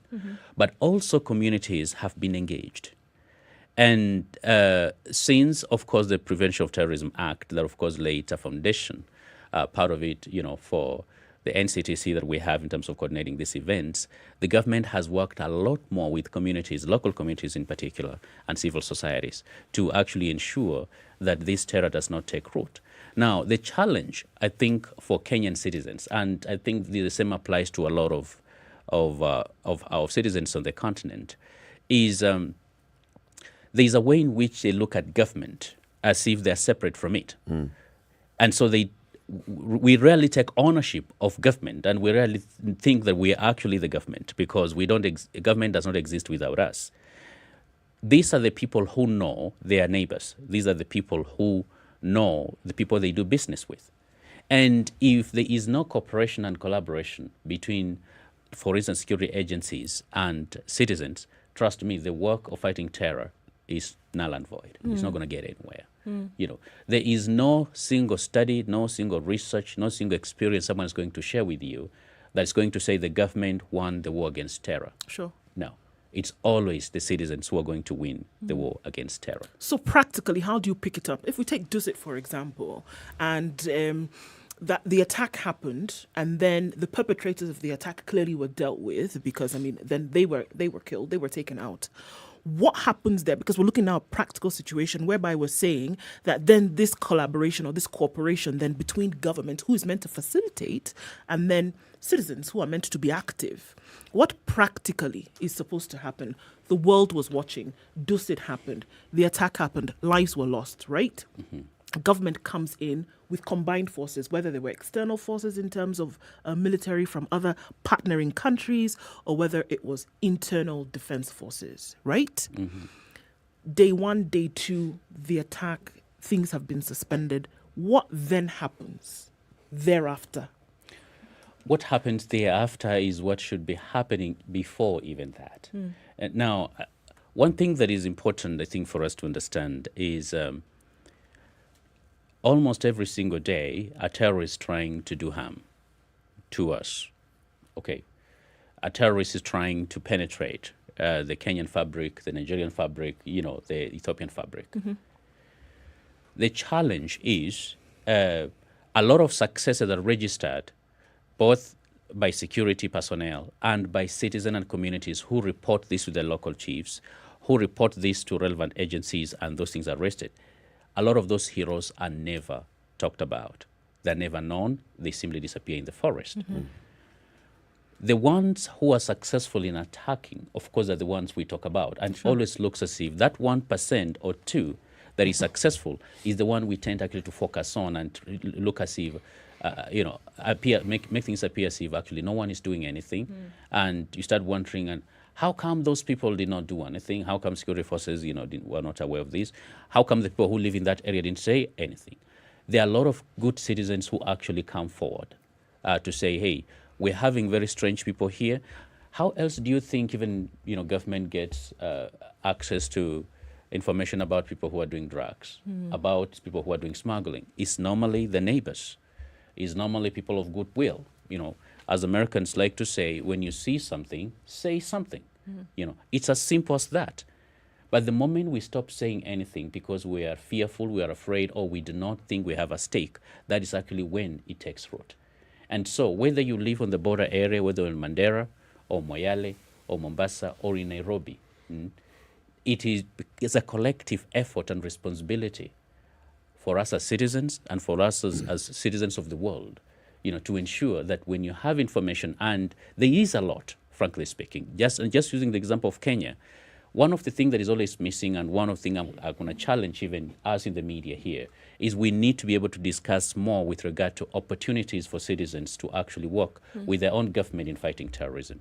Because this is something that is not normally widely shared, and in part because sometimes as we in the media, we don't educate sometimes ourselves sufficiently to know how can we be able to play a role that can contribute to that. Now, another challenge sometimes goes to the way we also report these issues and talk about them, whether as analysts, politicians, or even, media person. One of the things that terror thrives in is publicity. Okay. And anytime we give them a lot of room and mileage for what they have done or not done as a terrorist, it is something that actually they use in their videos for propaganda. It's something they spin. They're like, see, Muga is talking about us 24/7. It means we're very important. Look at that image is being shown of what we did, And so if you look at, for instance, the way the Western world covers things, it minimizes their relevance a lot. Some of those graphic images that sometimes we show as Kenyans, they're never shown because they don't want to give them publicity and have them think they actually have some power, Now, the stories of heroes, and I'm glad, hopefully, we on the eve of Dusit attack, perhaps we can have some heroes in the media, is going to be important because it can encourage other citizens to actually take that positive step in moving towards that. Terrorism is not a government problem. It is our problem because I can guarantee you the reason why you go through hell, the airport, is because of that. The reason why you're frisked everywhere you go, including when you're coming here, it's because of terrorism. The reason why we can't travel as freely and actually enjoy and even grow as economies is because of terrorism. And all the way from Sahel, look at the damage that, for instance, Boko Haram has done to Nigeria. For all these years, economically, that runs into trillions of dollars, And therefore, as citizens, we also have a responsibility, to be able to actually contribute to that and look at how best can we be able to inform a public. But you can't inform what you do not know. You can only teach what you know. But by the same token, if, as you say, the responsibility and the burden predominantly lies with the citizen, what then do you do with a situation where indeed the individuals and their groupings that could fall under the great labeling of terrorism or terrorists, and yet whatever mission or whatever grief or whatever the narrative is not considered negative or abhorrent to the citizens? You find there are people who actually support that view. They are not going to go out and do anything adverse, but they do not... It resonates with them. Yes, they don't have an issue with it. So they will not support what we may refer to as government efforts to try and reduce it. We were having that discussion here the other day, and we came to this understanding that without local support and without accomplices locally, some of the things that we hear happening would certainly not happen. I agree. In fact, not some of the things. Most of the things we see happening without local collaboration will not happen. And that is why the local involvement is very important. Now, it is true that some people don't find some of these things abhorrent. Okay? You see, as they say, your freedom stops where my right begins. So you are free to say and do anything as long as it does not infringe on my rights. Now, as a citizen of a civilized country, there are certain things, of course, we know we cannot do. For instance, anywhere in the world, you cannot shout fire in a packed room, right? And say, well, but this is protected speech. I can say whatever I want. Right. No. Or I just like, shouting fire. No, you cannot do that. Now, knowing the gravity of the terror problem, for instance, then, of course, then there are things that we cannot be able to. So we have to make effort to be able to convince even those in the community and local that it is in their best interest to actually be able to work collaboratively with others actors. But that best interest as well, I want to go back into the way we define terrorism. And so you have got the state here and what the state is doing and what the state is not doing. So you find that there are communities who are feeling completely disenfranchised. They feel that the government of the day is not serving them. They feel that the state has actually neglected them. Successive governments have not addressed their issue. So they organize themselves, not to kill, but they organize themselves to rise up against what they consider an oppressive regime or an oppressive state. Of course, the state immediately brands them terrorist organization. Or the state immediately calls them rebels because of the way they were agitating. Look at what the ANC was, look at what the Ngoroko were doing. So you are going ahead and organizing some sabotage operations here and there to sabotage state operations because you want to call their attention to your plight. But instead of them responding to what you're saying, they immediately brand you a terrorist group. Yeah, that is How do we counter that? Because I think sometimes the government and the state, the government of the day is very quick to say this is a terrorist group and so let's crack down on them as a terrorist group, and then that pushes that organization to become more and more radical and more violent. Whereas their intention was not that. As they say, one man's terrorist is another man's hero. Okay. We know that, of course, Mandela was born a terrorist. In fact, that designation, of course, was only lifted under the Obama administration all these years. However, we also know, as students of history, that a lot of those designations were political. Were political because they meant to disfranchise, for instance, majorities or minorities from their legitimate rights. Now, when it comes to those were legitimate rights. Now, when it comes to, for instance, the region that we live in, okay, we've had people who've demanded recognition. We have communities in this country that feel disenfranchised, and they will want more representation, for instance, as opposed to taking up arms. That is why how we're going to deal with Sabaot Land Defense Forces or MRC is going to be different from the way we're going to deal with Tanga or whatever, or Azimio movement that says, well, we want more power in this region, or perhaps the Ogiek, community group that says we want more representation because we are being marginalized. Yeah. The challenge comes when these groups want to take up arms or employ violence against a state, an established state. It is true that especially Kenya, for instance, like many African countries, we are in the process of building nation states. Most African states, or nation states we call them today, were actually nations that were pushed together, forced together to become nation states. But nation state is a process. These were completely different people. My sister here comes from Nigeria. Northern Nigeria was ruled differently. Sure. From southern Nigeria. But even within the south, they have their own differences. The Yoruba, they're all proud with their own old Oyo kingdom. The Igbo have, feel different. The Biafra war that, of course, was part of perceived marginalization. And so we were forced to be together. And so somehow we have to find a way to coexist in these artificial creations that, in fact, President Uhuru was talking about in terms of borders, in South Africa. But that's now the reality that we have. But the argument is, who defines how we coexist and how we have the conversations? The people, for example, even now in Nigeria, the Biafra, there are people who are coming up with the conversation. Let's revisit that conversation. It was not about killing people. It was about seceding or having some sense of autonomy.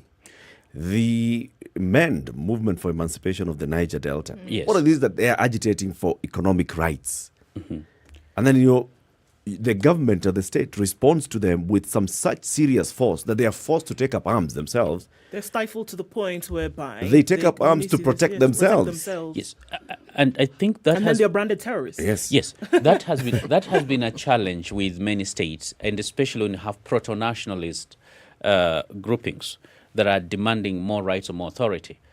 A lot of our states have not really found an appropriate way of actually dealing with them. But what is important for us to understand is the moment, whether it's in the United States or in Russia or in China, the moment a group takes up arms for whatever reason against the state, it becomes a rebel group. It's a non-state actor against the state actor. Now, because of the sovereignty that we claim in international relations and stuff like that, chances are, you may, as a leader, you may end up killing your own people in masses, million. But historically, yes, people don't start with taking up arms. Yes. They start with trying to dialogue. They're just agitating and saying, let's talk. And they try and they try. And after a while, they figure. When you give the example of the ANC, I was thinking, because it's a history that I've studied, they didn't start with an armed struggle. No. Yes. They wanted to go the Gandhi way. Let's talk about this. They realized, this talk isn't taking us anywhere. Yes, that's correct.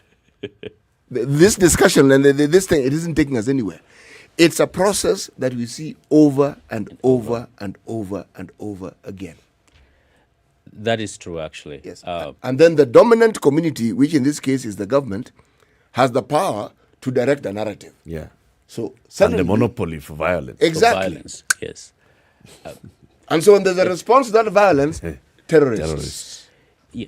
So the process of nation making or state making is very complex. It is. Yes. And it is true that Mandela tried to dialogue. ANC just marked 100 years since its founding, the other day. It's one of the oldest African parties, And the apartheid government, established in 1948, was, of course, in no mood to allow black people to assume more power. So they were in no mood to negotiate. Okay. However, the challenge that we face is not just for those who are fighting, but those who are also trying to suppress those who are fighting, to recognize that it is in the mutual interest of both parties to always talk. Is the same reason why, for instance, I think Kenya has been very active in trying to help Ethiopians, discuss these issues instead of actually fighting. However, ultimately, I think it's going to be a responsibility for all of us, especially in fighting the problem of terrorism, to learn that we have an agency and a stake in it, and that our voice does matter and our actions make a difference. Indeed. Hassan, asante sana for joining us. Hassan Kanenje is the director at the Horn Institute. We've been talking about countering violent extremism, especially in the country and around the Horn of Africa and in the continent. Thank you for joining us. Thanks for having me. We hope to have you again soon. And as we commemorate, this is how many years, 2019 to 2022? Three. This is the third year. The third commemoration, third anniversary of the Dusit D2 attacks on the 15th of January 2019. Let's remember those who were heroes on the day, and let's also remember those who lost their lives. Asanteni sana for tuning into the conversation. Keep it right here for more coming up in the next hour. This is the Situation Room on SpiceFM and online. It's now 8 a.m.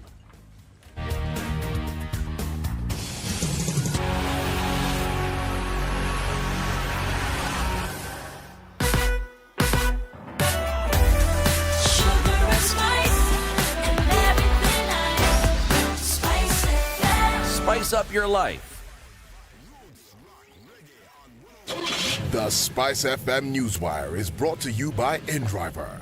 Choose your preferred driver, mode of transport, and negotiate your fare to your destination for a safe, comfortable, and affordable trip only with InDriver.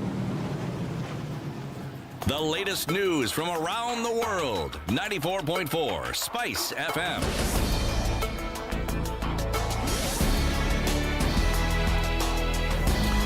This is Newswire. Dennis Aseto.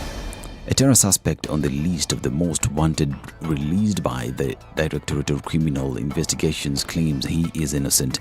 Robert Gathongo Ngunjiri alias Abdurrahman Hijam Nubi, age 27 years, who lives in Baraka Estate, Kamakwa location in Nyeri, was arrested Thursday. The incident happened hours after the DCI released his name and photo describing him as armed and dangerous.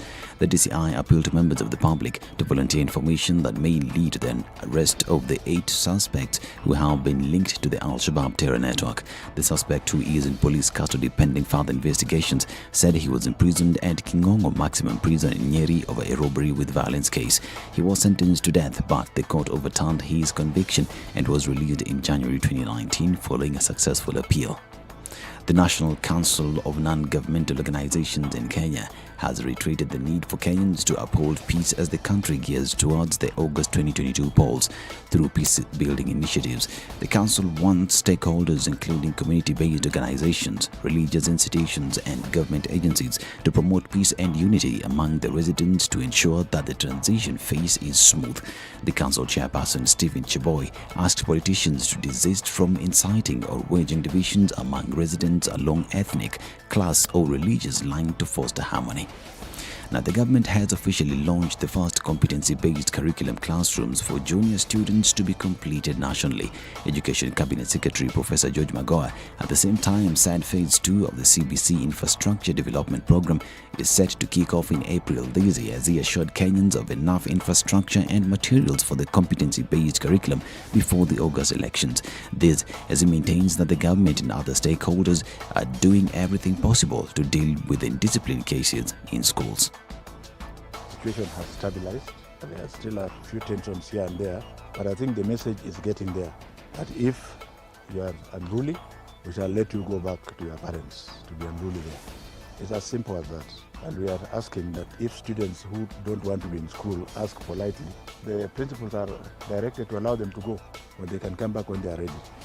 Still on matters education, and restructuring of University of Nairobi faculties and departments is set to resume after the university's management and the University Academic Staff Union reached an agreement. The lecturers' union has consequently withdrawn a court case that had sought to stop the abolishing of some colleges and faculties. 6 months ago, the University of Nairobi announced that it had rendered some 24 colleges redundant. The University Academic Staff Union, however, moved to court, arguing that the proposed changes had neither policy framework nor transitional guidelines for the current governance structure. The UON management, led by Vice Chancellor Professor Stephen Kiama and the University Academic Staff Union, met over the restructuring stalemate and resolved to continue with the restructuring on condition that no union member would lose their job. Linda Kiome is the new head of the Law Society of Kenya, replacing Nelson Havi, who was ousted through a court process. Havi was ousted after he failed to convene an annual general meeting within 21 days as directed by the High Court. The caretaker committee is now expected to run the affairs of the organization until new officials are elected. In a judgment made on December 20th last year, Justice Mrima ruled that if this is not done, the LSK branch caucus will take over management of LSK's affairs for the remainder of the council term. A Kisii court has ordered 2 police officers accused of murdering a suspect while in police custody at Motonto Police Post in Kisii South Sub-County 7 years ago be remanded for 3 days before the trial of the case begins. Kisii Deputy Registrar Dorcas Bakandere granted the police permission to detain Senior Sergeant Tom Magunda and Corporal Ekiru Chegem for more days to allow them complete investigations into the death of late Francis Mainura. The court also instructed that the accused persons undergo a medical examination to ascertain whether they are fit to stand trial. The Deputy Registrar ordered that the police officers be remanded at Gesonso Police Station, and the case is set to be mentioned on the 17th of this month at the High Court in Homa Bay. And host Cameroon became the first team to qualify for the last 16 at the Africa Cup of Nations with an emphatic 4-1 win over Ethiopia in Group A. Forwards Vincent Abubakar and Karl Toko Ekambi scored twice each after Ethiopia took an early lead in Yaoundé.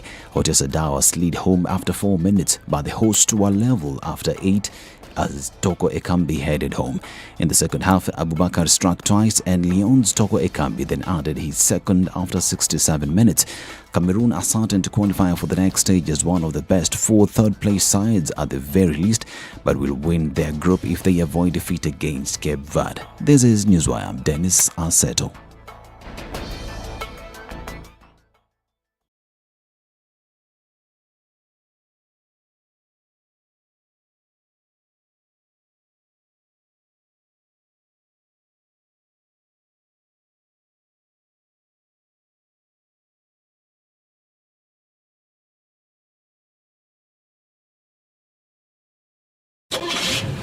The SpiceFM Newswire is brought to you by InDriver.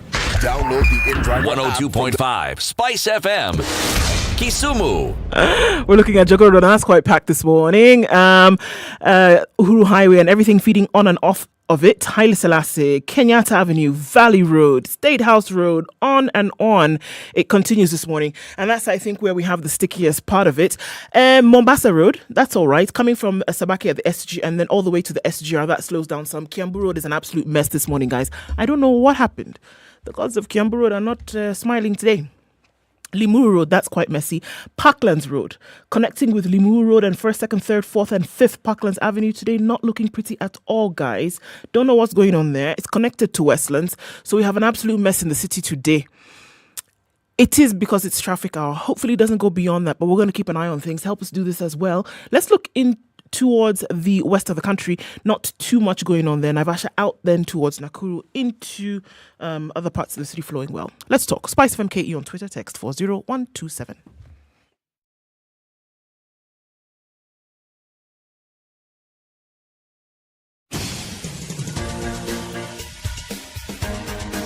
This is The Situation Room, the home of hard-hitting political commentary and penetrating insights about the state of the nation. This is a talk radio experience like no other. The Situation Room, a place for hard truths, debates, and elevated conversations. The Situation Room, witty, political, engaging, deep, controversial. In the room, we have C.T. Muga, researcher, academic, seasoned political observer, a fountain of wisdom in these politically uncertain times. Ndu Okoh, Nigerian by birth, Kenyan by choice, communications expert, Pan-Africanist, a truth seeker and believer in people power, and Eric Latiff, agent provocateur, the man in the chair, seasoned journalist, news hound, a man who believes in punching up, not down.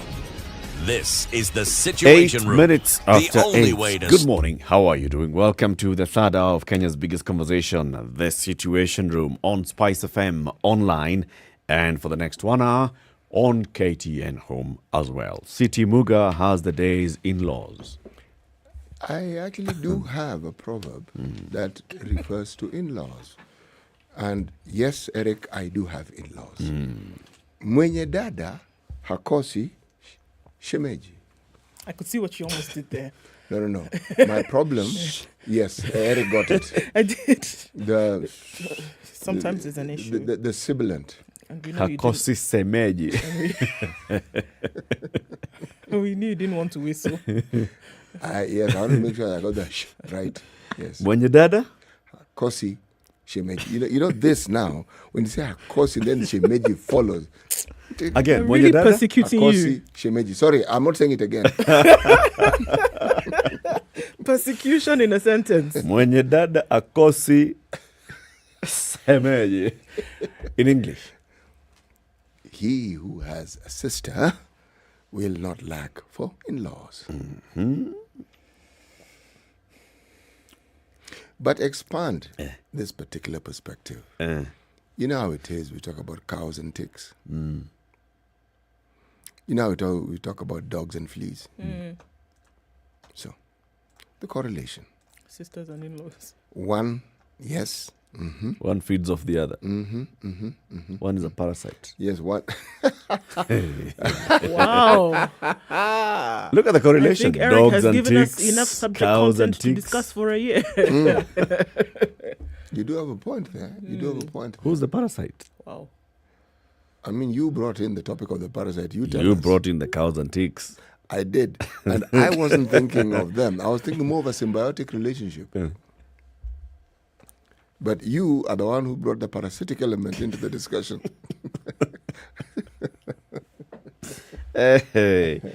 Okay. Now, let's look at something that's happened. Okay. What happened last time with schools, and we've discussed this many times. Schools have reopened. We've seen some incidences of unrest still after students went home, took a break, came back, and some are in police custody as we speak. Arrested because in a certain school, they were found with kerosene, ready to torch a dormitory. Others were accused of actually torching a dormitory, and they are in custody in Taita Taveta County. The Ministry of Education, like you've been asking for Ndu, they have a plan and a program to respond to this, and they've actually started rolling out the program. The Ministry of Education is training education field officers, including county and sub-county directors, on the safety measures that schools must employ to ensure students do not go on strike or burn down school property. What does it include? They say that you have to identify the threats to school safety. And these ones include accidents, school violence, harassment, lack of adequate healthcare and nutrition, hostile school environment, lack of sexual maturation challenges for both boys and girls, armed conflict and insecurity around the school environment. The ministry is directing schools to ensure that there are visible strategies in institutions that will promote the rights of learners. There should also be high levels of interaction between schools administrators, teachers, learners, sponsors, parents or guardians, and the surrounding communities.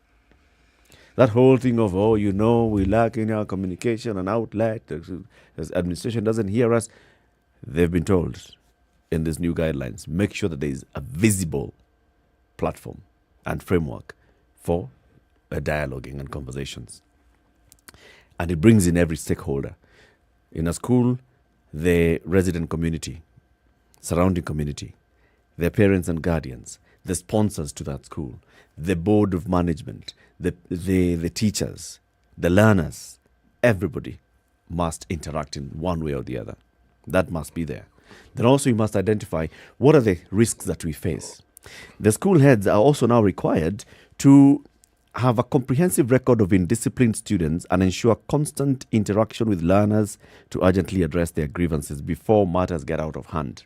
And should a school administrator, headmaster, principal notice that their matters are actually getting out of hand, the administrator is at liberty to close the school, send the learners home for not more than 2 weeks. The board of management should sit and look at addressing the grievances that were arising and what the causes of the unrest were, and the students to come back. They are also, the school administrators, required to keep a record of the truant students in the community. and see what you're doing with them. Now, when you get to a point where this child has actually gotten to a level they need to be suspended, deal with that. If they need to be expelled, deal with that following the laid down guidelines. Once they are expelled, Education Cabinet Secretary Professor George Magoha has said that students who are expelled from one school should not be admitted to another school without authorization from the Ministry of Education. It has to be a special case. It has to go to the directors of education. And he's saying, in fact, let's see how we can be sending many of these truants straight into approved schools, which is where the conversation now lands. Magoha is saying, when you have all these very, very indisciplined students, let's not keep shuffling them between school A, school B, school C, school B, go home, come back after 2 months. Take them to approved schools. What are approved schools? Approved schools are not even under the Ministry of Education. They're under the Department of Children's Services. And these are institutions where children go for rehabilitation. So take them there to the approved schools. This is where they're rehabilitated and they come out. It's the juvenile remand homes. So the question is it a good move to actually say that those who are identified as really bad apples in schools should then be taken to approved schools straight? Okay. So I'm just looking at the list of approved schools in the country so far. That we have approved schools from Wamomo to Kakamega Rehabilitation, Kabete approved school, Lekoni Rehabilitation Center, Kirigiti Rehab for Girls, Kitisuru, Kericho, Dagoretti, Kakamega. I mean, the list is endless. 11. Right? So there's a list of 11 approved schools. Now, there are also those then... Eric came up with that number rather quickly, didn't he? Yeah, he had looked at the document. Now... that's not where I was going. But anyway, go on. So, what we also have is that now the Ministry of Education is saying, let's also probably increase. Because these schools, what they have at the moment, in terms of their population, are... 3,500 children. There are those who have been convicted of crime. There are those who engaged in theft, etc., and they've all been now put into these schools. Essentially, your remand centers then became educational institutions as well. They're going through a judicial process. They are going through a judicial process, but at the same time, they are learning. All right? So, they found guilty of committing a crime. They'll be sent to approved schools, but there are also those within these schools who are in need of care and protection. So not necessarily everybody who is in an approved school at the moment did something wrong, is a criminal. Exactly. So there was a study that was done and they're saying, okay, this delinquency that we're talking about, we need to find a way because obviously they're underage to then serve a term in your adult prisons, etc., etc. So the question is, these children who then are truant, as you have said, that have been found guilty of causing this unrest, which then is linked to criminal activity in school, contributing to burning down a building, etc., be sent here for one of two things: to get rid of them, to remove them from the rest of the population of those who would be learning, or to teach them a lesson, or both. The question is, does it fulfill, or does it meet the need? Does it fulfill the point at which you were trying to in the first place?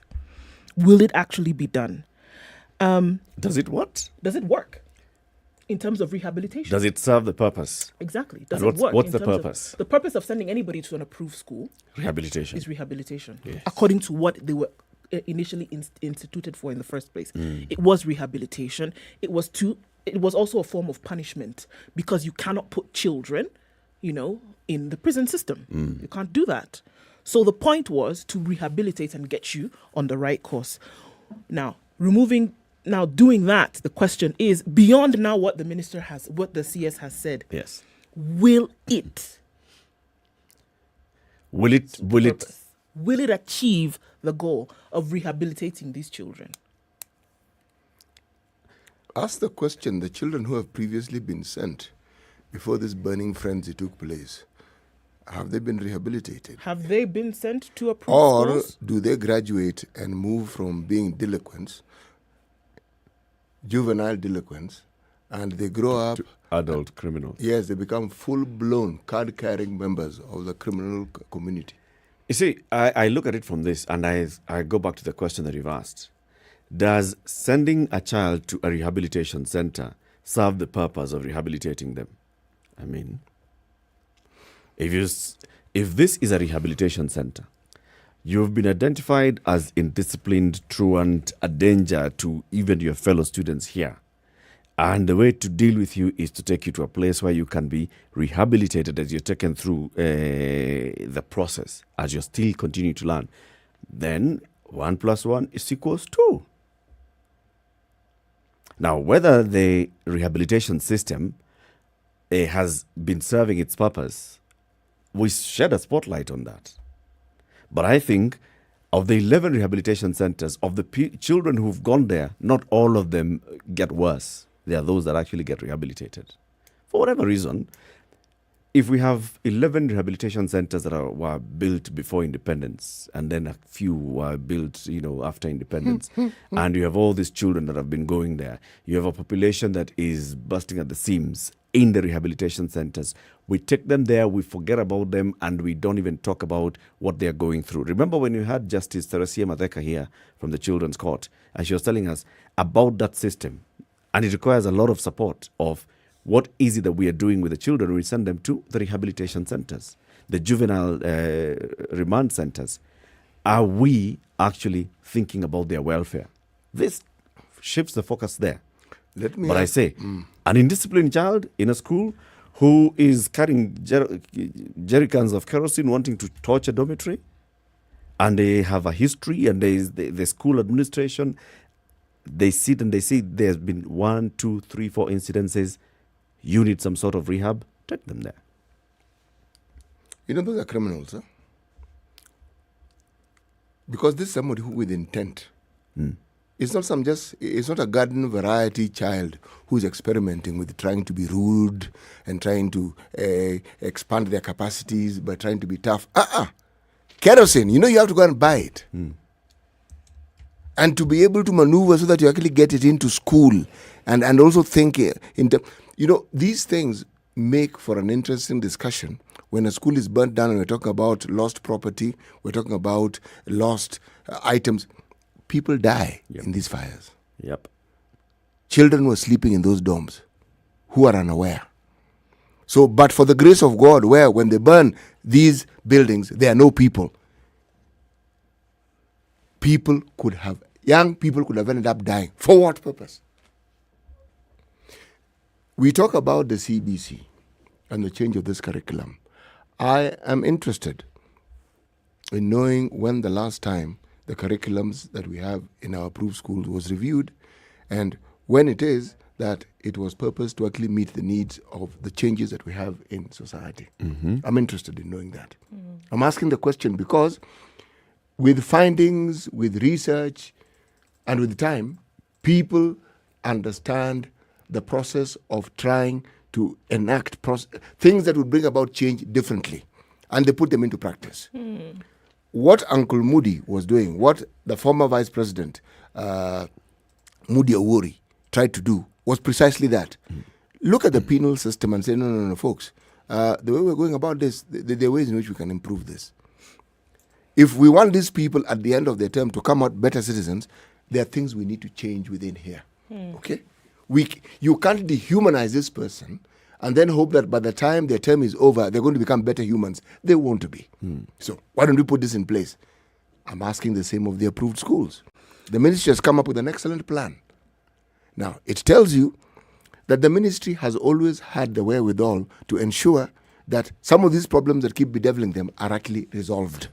They've always had the capacity. Sure, and through its various departments, yes. Sure, and that was the hope, that there was actually something in terms of a plan that could be done.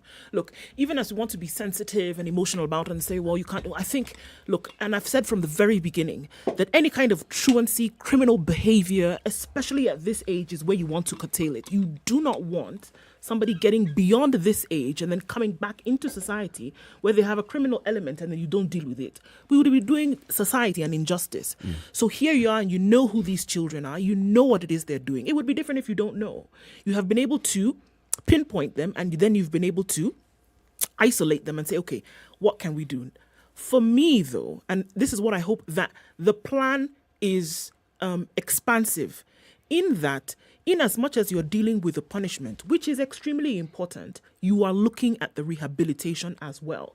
So that is where that comes in.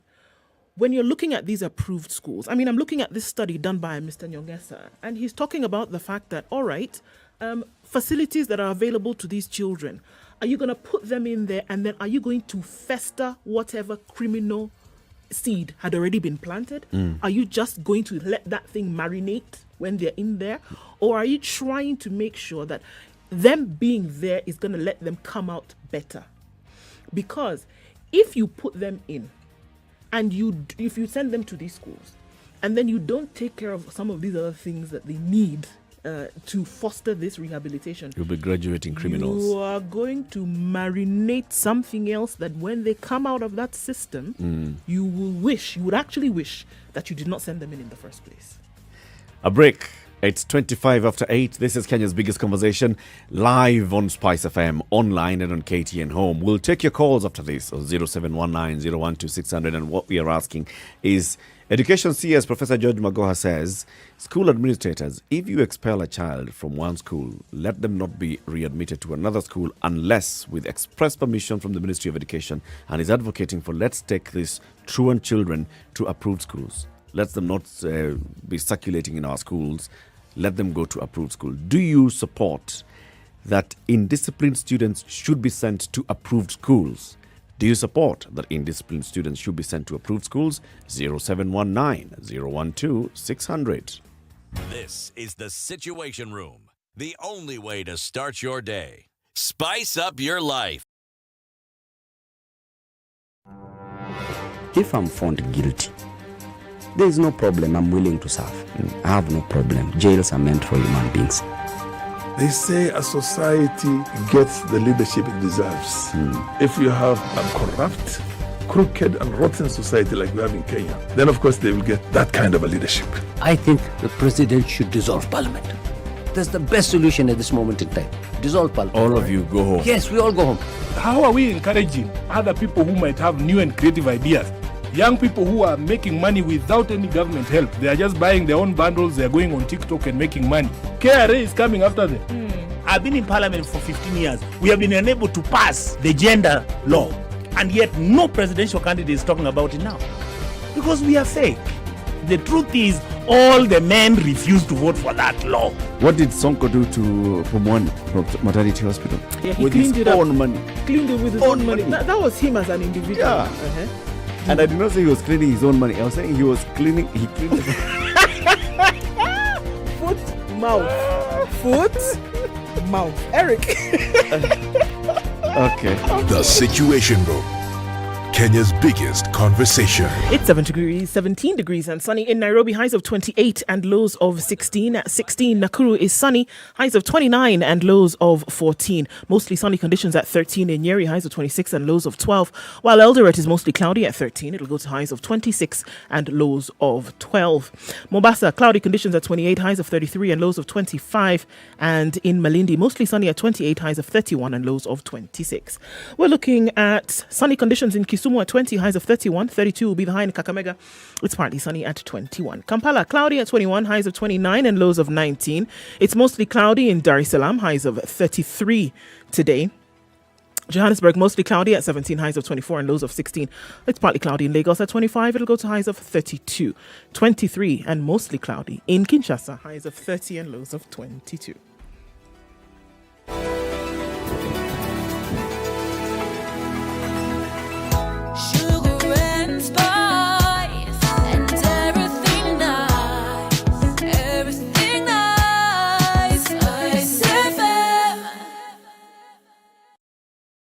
All right. right, most of the city absolutely jam-packed this morning. We're looking at traffic on Uhuru Highway, and that's a thing. Well after the Nyeri Stadium roundabout, all the way through to Western. So we're looking at a circuit of in- and outbound traffic. In and out of the city doesn't look too pretty.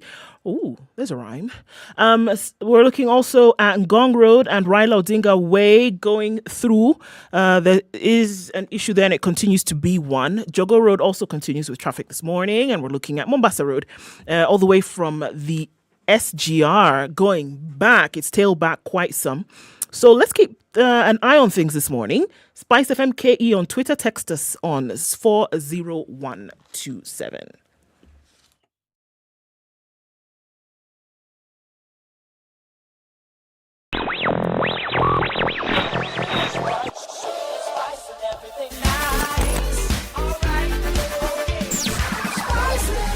Spice up your life. Mature, intelligent talk every morning. Spice up yourself.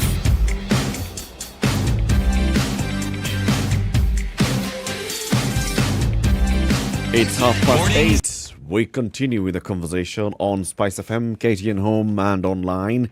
Should indisciplined students be sent to approved schools?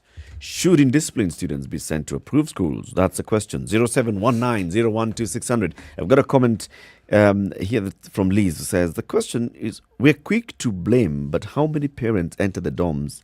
Kids are over-squeezed in those spaces. Of 50, you find 200 beds, 3 deckers each, sleeping with a suitcase on their legs, with buckets and basins and shoes and wet clothes, and showers or toilets are the worst. Kids feel schools are like prisons anyway. Sending them to rehab and not dealing with what led to these issues in the first place is not solving the purpose.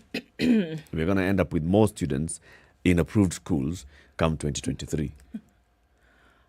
Well, think about I mean, for sure, you will have more. Just even from this edict alone, you will definitely have more in terms of numbers. That is going to increase. You already have issues of overcrowding and, tight population of those students currently, because you're dealing with the criminal system as well as those in need of care. Remember that those in need of care are also in these approved schools. They're taken to the same schools. Yeah. There's no criminal element or activity there, but either they're orphaned and vulnerable, or there's another kind of problem that took them there in the first place. Already, we're suffering from issues of overcrowding. The Children's Department also says that, in terms of funding, they just don't have enough to make sure that everybody has what they need. These are things that they have said from the beginning. So now that's why I'm hoping. CT said that means they had a blueprint, that they had a plan ahead of time to use these institutions, that they could. My hope is that the plan will open up so much so that you look at some of these issues of overcrowding, that you look at some of these issues of lack of funding. Now that you definitely want to increase the population, what are you doing to make sure that the ground is ready to receive them? Because they will go. They will go there. Yeah. Go to the phone lines. Mwalimu Irongo Amos from Kisii. Good morning. Good morning, Eric Ndu and the city. Good morning. Yes. Now, let me make 2 very quick contributions. Number one, I'm not against approved schools, but I'm skeptical for 1 or 2 reasons. Number one, we have now almost shifted the focus from school and looking at the larger population of the students who are remaining there, just because we think we have picked a few of these that we believe are the troublemakers to the Rehabilitation Center. So instead of us digging into what is happening here and actually trying to make the institutions have the ability to help these students to behave properly, we are now saying, look at those ones who are misbehaving, take them there. Pick them, take them there. At the end of the day, what are we doing to instill the sense of responsibility in these other students? That is what you expected to do, Mwalimu, with this new directive. As a school administration and school communities, identify the risks, address those risks, and this includes now doing the job of a teacher properly in guidance and counseling of your learners. Unfortunately, Eric, those are just statements. I have been a teacher of guidance and counseling, and I would be very sincere with this panel and the whole country that teachers are never empowered to do this guidance and counseling. Just unaambiwa, oh, now this year nani atakuwa guidance and counseling Mesoirongo. So personally, I've taken it upon myself to go for training and so on with my own money. So the guidance and the counseling department is not empowered at all. What would it require? I have is this. What would it require for the guidance and counseling departments and teachers to be empowered? What does empowerment mean? Number one, I want training. Because you don't just bump into a student and say you are counseling. One time I was given a certain kid in a school to carry out this responsibility together with her. A student had a problem, and when the student came, do you know what the madam said? Oh, you are saying when you are at home, you don't lose. Okay, now from today, what you want to do this and that. You know, she thought that was now counseling. That was the solution. Yeah, because I am very sure all of us understand that people need to be told how to communicate, how to listen, how to over this person so that they can decide on their own and they see where they're going wrong so they can go right. Okay. It needs training. And kindly allow me to make another statement concerning the rehabilitation centers. If those so-called approved schools are the same ones I used to hear of when I was young, they actually bring out tougher criminals than they were before. They are the same ones. Yes. A cousin of mine was taken to this approved school. In fact, the mother was told by one of the police officers, told her, mtoto wako atakufa. Wow. There, the way we treated them. So finally the mother had to bribe. And then the boy was brought. We studied together. He later became a police officer, turned into a robber, and is no longer working. In fact, he's on the run. So allow me to stop there. Asante mwalimu. Baba Frank in Kayole, good morning. Niaje? Poa. Topic fiti bana. Kwani Magoa nadhani shule ni zake ama ni nini? Kwa nini? Hakuna vile utapeleka utaninie tu student misbehave unampeleka approved school. Huko bana ni jela bana. Anafaa afanywe nini? Nakumbuka kuna sasa wana kitu wanafaa afanye. Wale watu wanafaa guidance. Huko kwa chuo kuna counselor. At least the time wanaingia form 1 2 hivi wanakuwa guided, wanaambiwa sasa hapa you make your life or destroy it. No. Na hapa hizi miaka 4 zenye mnaingia hapa chuo mnafaa msome. Hizi vitu mnataka kuanza eti mavurugu, eti drugs. Uko unajua influence ya drugs inakuanga huko sana juu kuna wenye anapenyeza ndani. Juu mimi nakumbuka tukiwa chuo tulikuwa tunaingiza kwa nini unakata dictionary unaingiza hapo unaingiza na nini unaingia na nini chuo ndani. Unafika huko unauza. So waadvise wakiona mwenye na students mwenye kuna behaviors mischievous anakuwa reported kwa specific teacher mwenye ako trained. Baba Frank, wacha nikuulize Baba Frank. Do you support expulsion of students from a school? No. Hapana. So what should happen to students who clearly go against any code of conduct? He's gone offline. Okay. I think he's just talking about guidance and counseling. Muoneshe vile anafaa kufanya. Let's hear from Nduko first in Ugenya. Nduko. Yes, how are you? Fine, thank you. Yes, I think the CS may be right on certain angle, but he needs to be guided from an interrogation, because so far the CS has never advised this country whether he has conducted any background investigation to make a finding as to why schools are being burnt all over. Part of this problem also comes from the teachers. Most of the teachers also take teaching not as a profession. but as some job awaiting to rise on certain level of work. So this one also brings bad attitude in the way they conduct themselves before the students. Over-admission was also another problem. It would be better when government has got any good policy in the welfare of the students or the community at large, there is need to give it a trial. The issue of drugs may be seen as the source of all this. But you see, what have been the duties of the teaching fraternity? Because the other time they had a seminar in Mombasa, they did not address. And also these children are also their children. They also have children in school. Sure. They also have students they also have children who are now students in those schools. And if you take a data, you would find that all principals or teachers, 80% of their relatives are in those schools.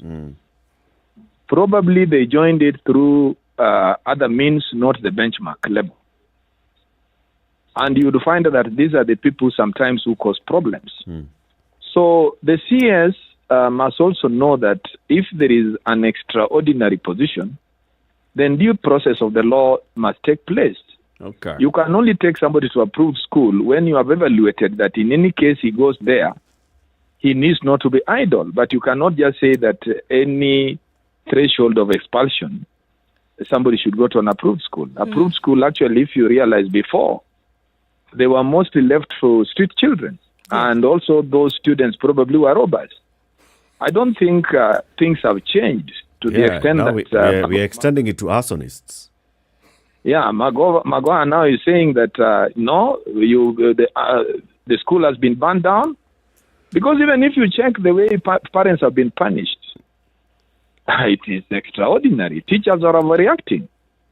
But Magoha himself should now visit schools that probably have had burning instances twice, not thrice or on the fourth time, and try and talk to the students. Nduko, students also have their story. I'd like to believe that by the time the ministry is rolling out these guidelines on how to deal with school unrest, it's after some form of investigation has been conducted. And previously, there have been task forces that have been established to look into the causes of school unrest, and they've come up with recommendations. But the report has never been made public, so that even those people who have been accused have been given a chance. Let me No, that one I want to disagree. Let me greet you and find out how you're doing, Bwana Ndu Okoh. Uko mzima lakini? I'm fine. I'm fine, niko mzima. Asante. Now, it's not just the ministry. There's a lot of research that has been done on some of these matters that have occurred. Forget the burning. Other instances of thuggery that have been seen in schools over the years, they've actually been studied, and the publication is actually in the public domain. And even the ministry on its own has actually conducted not one, not two, not three research findings, and the reports have been written. Our biggest problem usually is the implementation of those findings. They come up with beautiful findings and suggestions, but we never hear of them ever being implemented. Muga, I want to disagree with you. As a scientist as you are, you cannot take a research without involving all apparatus. All specimens must be involved in any research. Have the students been given a chance to talk? The research processes that I speak of actually included students, yes. No. I believe that one is not correct, because I believe you've never made a visit to, let's take an instance like a school like Miranda, for instance. They have never gone to talk to those students. Okay, so from what you're saying, Nduko, are you saying that for every school, for example, let's look at between September and January 2021 to 2022, that every school within which there was an incident for something of this nature, that there should have been interrogation down to the granular and asked what was the reason why 1, 2, 3. Then upon getting those results of each and every one, they're now collating this and saying, these are the reasons that we have seen why there was this unrest, and then we deal with it from there.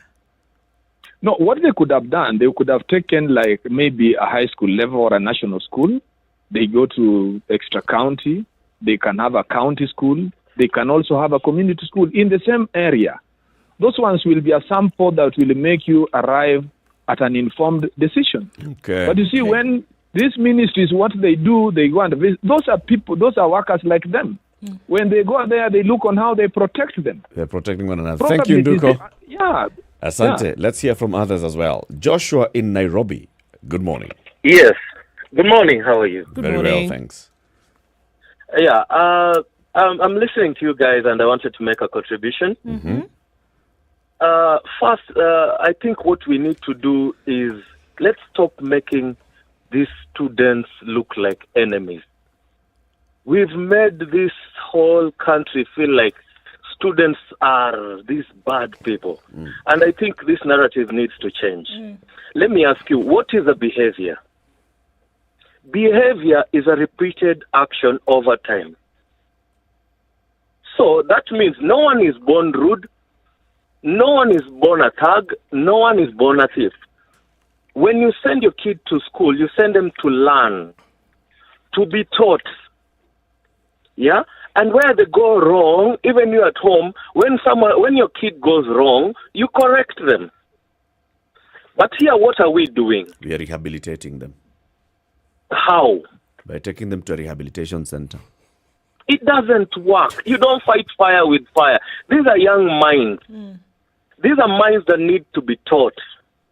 Magoha is handling this issue with a closed fist, which is very wrong. And we are going to create more criminals in the society than more professionals. Actually, Magoha's task is a lot more difficult and a lot more complicated. Because Magoha doesn't just deal with schools that have been set ablaze. No. There is a running of that entire education system. And we have a problem that we are seeing emanating. And if you ask those who deal with such issues and the departments that handle these things, I'm certain that you will find that they have a very clear understanding why these things are happening. Now, our issue with the ministry has always been, they know what ought to be done. The issue is, do they do them? And do they do them in a timely fashion? But now, even more importantly, is there enough money to ensure that they do these things uniformly throughout the country? Okay. Let me get to another point. Yeah. Okay. There's a caller who said that teachers are also to blame, and I agree with him. Let me tell you what is happening nowadays. There's a reason why there is morning preps, and then there's a learning schedule, and then there's games, and there's evening preps. Yeah. Nowadays, teachers are rushing through the syllabus. I was in Western just evaluating one school that I won't mention that charged students 1 million bond. I don't know what the magistrate was thinking, charging students 1 million. Anyway, I evaluated them and I realized these teachers have not been teaching. So when it reaches the time for exam, when time of exam is closing in, they try to rush through the syllabus. And there was one question that was asked. When do these kids have time to revise?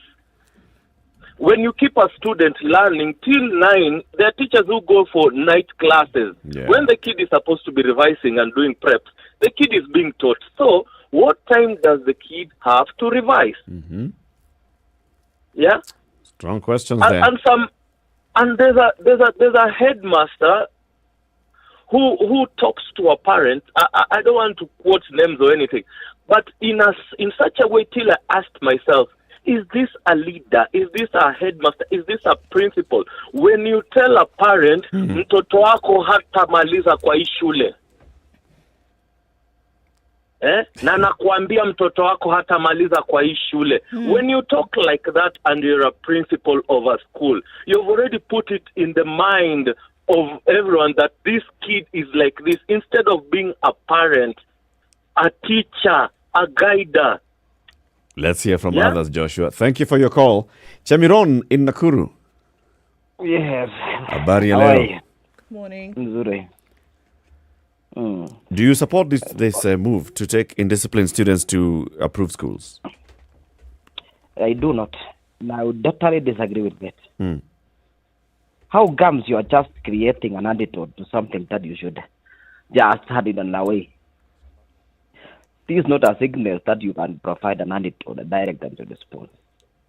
Instead of taking them to rehabilitation school, we should take them to a counseling center, but not to be rehabilitated. When you are taking them to rehabilitation, the environment you are taking to them, it shall be harsh to them. So that means we are creating criminals. But that young mind. Chemiron. Yep.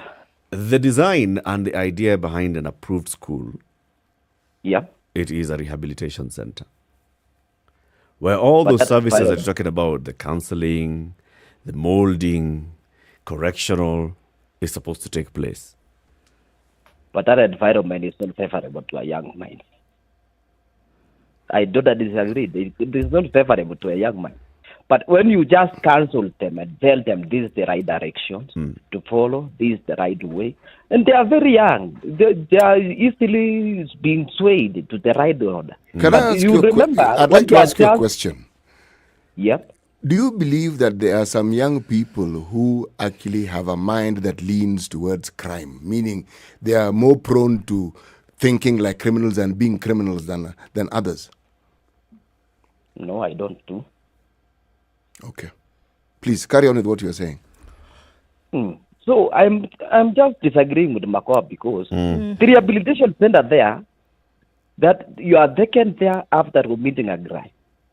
And somebody who is just heading that institution, or those who are there running that institution, they know that you are very rude in the place you are coming from. Yes. So they will not treat you in a tender way, that they will lead you to the right direction. So they you will say just upon treat you reception, very- there's already the attitude that they would be dealt with because they know that they're... I mean, these kids are already delinquents. Yes. Yeah, Upon reception, they will just know that this guy did something wrong. Right. So they should be made right towards the right direction. But in that harsh environment, somebody will spawn it a different way.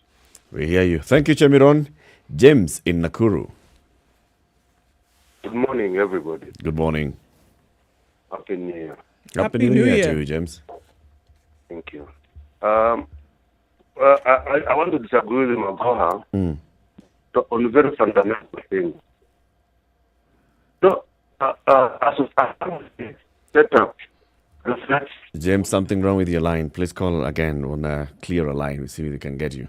0719-012-600. We're talking about taking indisciplined children to approved schools. So, number one, let's all agree that the children who are suspended for one reason or the other come back with parent and we discuss the issue, resolve. Suspension number two. Maybe suspension number three is like, we expel you from this particular school. Then we have heard it and we know that this is what happens. This child and the parent then go and apply to join another school. And the issues that made them get expelled from the previous school are not adequately addressed. Now, the Ministry of Education is saying, do not admit a child who's been expelled from another school without, first of all, getting authorization from the ministry, which looks at, okay, so what are the circumstances that led to the expulsion? And then it's promoting taking these children to approved schools. These are juvenile rehabilitation centers. Rehabilitation in red, underline. Capital letters. Yes. You know, we adopted this system from the British. Yes. Who began this system, I think, something like 1895 or something. And Where it's stories like Oliver Twist came from. Yes, that's where Yes, that's exactly where it came from. Yeah. And over time, that system has evolved. 1975, they changed this, stopped calling it approved school, they called it community centers. Okay? But then they had a different institution for young minds that had shown criminal intent and purpose and direction. They were called bostels. All right? Now, this one, they were not pretending. It was an incarceration center for people who couldn't be taken to adult. And that particular department was run by the prisons department. Okay? It's a children's jail. It's a jail. There's no fooling and joking about it. And even those ones, they call them community youth custody centers. With the time, we are still calling them approved schools. Okay? That alone tells you that not very much has been done in the realm of change to try and accommodate. So when these callers call in, they have an extremely valid point. I'm asking the question that I asked earlier. Let me ask a little louder, okay? What is it that has been done over the years to cater for these various needs. Because if a child is abandoned in a hospital and they get to a certain age, 2, 3 there, they'll be taken to an approved school. Why? It's a government institution. But the truth of the matter, and also, if we want to be honest, the truth of the matter and direct answer to that question, CT, is that very little has been done in these approved schools to make the circumstances under which they operate better. Very little has been done. In fact, the reason why I asked the question, was if we look at what we call regular schools, and the question is always being asked, we look at the overcrowding, we look at the lack of expansion of schools, of adequate space for children to learn in. So, approved school, which is like a dumping ground essentially, what has been done? How much worse? How much worse? Exactly. Because just look at it. It's taking into consideration, or it's taking under its roof those who are criminals. One, it's taking under its roof those who don't have the orphaned and vulnerable, don't have parents, don't have a source of livelihood, have nothing. Not been adopted. Put them in they are there wards as of the well. state. Everybody wards of the state. They're all put in there. So those who are being corrected, those who are being rehabilitated, those who are under restitution and remission, all of them, one roof. Now, you want to already the system is bursting at its seams, right? In terms of the same rehabilitation that we're talking about, in terms of the funding to be able to get everything done in the way it's supposed to happen, already horrible circumstances. I hear you guys. Then now we want to come and add on top of that. It is very important, guys. It's important. In as much as what we are saying is necessary to deal with criminal elements, it is important to look at what has been done and what needs to be better the done. system and What needs to be done immediately, so that when we can look at the situation in this rehabilitation and correctional facilities.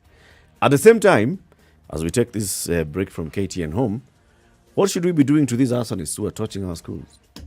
See, they've already told you they're going to send them to the approved schools. Now that we are saying, okay, approved schools are not there. So in the meantime, the same overhaul that brought about the CBC should be applied. That mindset and the need to find something appropriate and timely and useful with the times ought to be applied to those institutions. 5 minutes to 9, Kenya's biggest conversation. Thank you very much for tuning in to the Situation Room on KTN Home. We take a break, but the conversation continues on SpiceFM, and you can switch on to SpiceFM wherever you are around the country, in Nairobi, Mombasa, Kisumu, Nakuru, Eldoret, Nyeri, Malindi. And also, we are live streaming the show online. SpiceFM, Nakuru. SpiceFM. It's getting hot in here. Oh, everybody steals. It's better a thief who brings something small back. And I say to myself, there's no better thief. A thief is a thief, period. All those bribes, how much they're getting per year, how much inconvenience they're causing, as much as you call it a small case, it's worth it to be convicted. The truth is, we are a tribal nation. Because if we were not tribal, and I want to go back to this, you cannot continue walking around with a mug which is clean outside and it's rotten inside. We have become a fuliza country.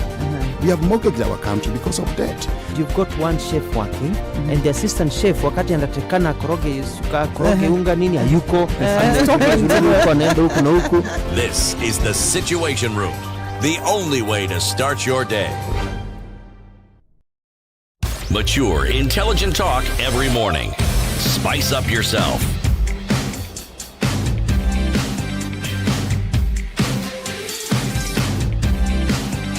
Mornings done right. 94.4 2.5 Spice minutes to the top of the hour. There's a question from Andre. It says, kindly clarify. Suppose a student is expelled in Form 2 and is admitted to approved school.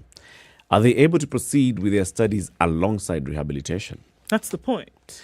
The idea is that you should be able to. Yes. However, remember, approved schools don't have a junior, secondary. They just approved school. Just go to school. And you don't have teachers who are, these are primary school teachers, these are secondary school teachers. And that's where the questions come in.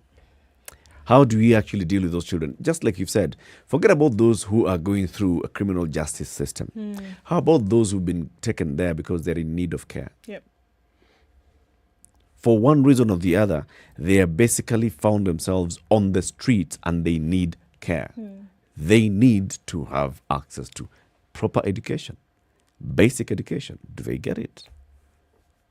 We got to look at it, man. Once you're prescribing a solution, you have to make sure that the solution You know, has everything that you need, has all the nuts and bolts in place. Otherwise, you're just fomenting a problem. But I'm glad he's brought it up because now he sheds a Now you can start to interrogate it and say, all right, is there another avenue or is there another place here that needs improvement? Yep. Not even improvement, Eric. That needs attention. Overhaul. I mean. Look, we have a problem with congestion. We build a super highway. Yes. What's that thing called? Expressway. See? We have a problem with roads in the rural areas. We have Kera, Kura, all the routes, etc., etc. And we see the roads. Okay, now we have the education system. We have these problems. Why don't we say Kera, Kura, Nini? The point is this. When we see the success that comes about from the attention that is given to things that need doing, is that same attention being applied to education and to these children? And to children. Especially factoring in the right of children, guaranteed under the Constitution at this particular age. This is the Situation Room. Thank you very much for tuning in. Keep it right here. In the next hour, we still have the phone lines open, 0719-012-600, the conversation that we'll be having, and also all the comments that are coming in on social media, SpiceFM KE, on Instagram, on Twitter, on Facebook, and on YouTube, where we are live streaming. Good morning, 9 a.m.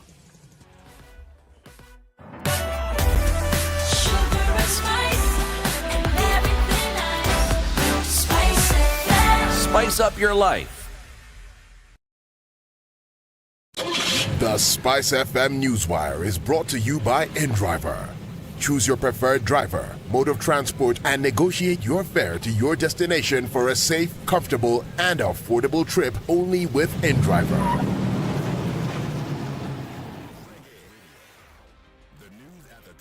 The latest news from around the world. 94.4 Spice FM.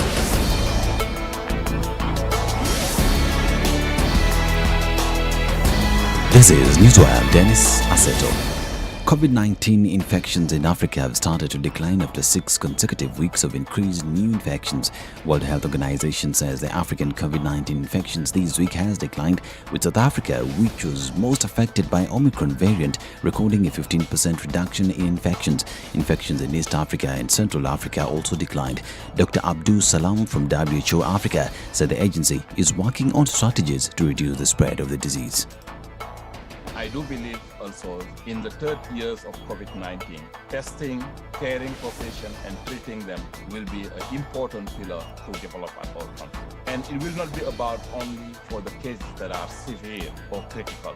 It will be for almost all the cases where something may be done. Because if the treatment is done appropriately and on time, it might limit the infection of other patients. WHO says Omicron variant triggered a 4th phase of infection in many African nations. Now, a terror suspect on the list of the most wanted has been released by the Director of Criminal Investigations, claim he is innocent. Robert Gathongo Ngunjiri alias Abdurrahman Hijab Nubi, aged 27 years, who lives in Baraka State, Kamakwa location in Nyeri, was arrested yesterday. The incident happened hours after the DCI released his name and photo describing him as armed and dangerous. The DCI appealed to the members of the public to volunteer information that may lead to the arrest of the 8 suspects who have been linked to the Al-Shabaab terror network. The suspect, who is in police custody pending further investigations, said he was imprisoned at Kingongo Maximum Prison in Nyeri over a robbery with violence case. He was sentenced to death, but the court overturned his conviction and was released in January 2019 following a successful appeal. And a police inspector has been arrested by detectives from the Directorate of Criminal Investigations while masquerading as a Kenya Revenue Authority official. The officer reportedly extorted a liquor store operator in Thika. DCI said the suspect, in company of 2 others, walked to the shop, did an inspection and accused the owner of failing to issue electronic tax invoices to customers and selling products with fake excise stamps, after which they demanded for a hefty bribe. DCI pointed out that the owner remained adamant that he was a diligent taxpayer operating his business legitimately. And the National Council of Non-Governmental Organizations in Kenya has reiterated the need for Kenyans to uphold peace as the country gears towards the August 2022 polls. Through peace-building initiatives, the council wants stakeholders including community-based organizations, religious institutions and government agencies to promote peace and unity among the residents to ensure that the transition phase is smooth. The council chairman, Stephen Cheboy, asked politicians to desist from inciting or waging division among residents along ethnic, class or religious lines. And restructuring of the University of Nairobi faculties and departments is set to resume after the university's management and the University Academic Staff Union reached an agreement. The Lecturers Union has consequently withdrawn a court case that had sought to stop the abolishing of some colleges and faculties. 6 months ago, the University of Nairobi announced that it had rendered some 24 colleges redundant. The Academic Staff Union, however, moved to court, arguing that the proposed changes had neither policy framework nor transitional guidelines for the current governance structure. The UON management, led by Vice Chancellor Professor Stephen Kiama and the University Academic Staff Union, met over the restructuring stalemate and resolved to continue with the restructuring on condition that no union member will lose their job. Still on matters education, and the government has officially launched the first competency-based curriculum classrooms for junior students to be completed nationally. Education Cabinet Secretary Professor George Magoha at the same time said phase 2 of the CBC Infrastructure Development Program is set to kick off in April this year, as he assured Kenyans of enough infrastructure and materials for the competency-based curriculum. This as he maintains that the government and other stakeholders are doing everything possible to deal with indisciplined cases in schools. And Linda Kiome is the new head of the Law Society of Kenya, replacing Nelson Harvey, who was ousted through a court process. Harvey was ousted after he failed to convene an annual general meeting within 21 days as directed by the High Court. The caretaker committee is now expected to run the affairs of the organization until new officials are elected. In a judgment made on December 20th last year, Justice Mrima ruled that if this is not done, at the LSK branch caucus will take over management of LSK's affairs for the remainder of the council term. This is Newswire. I'm Dennis Aseto.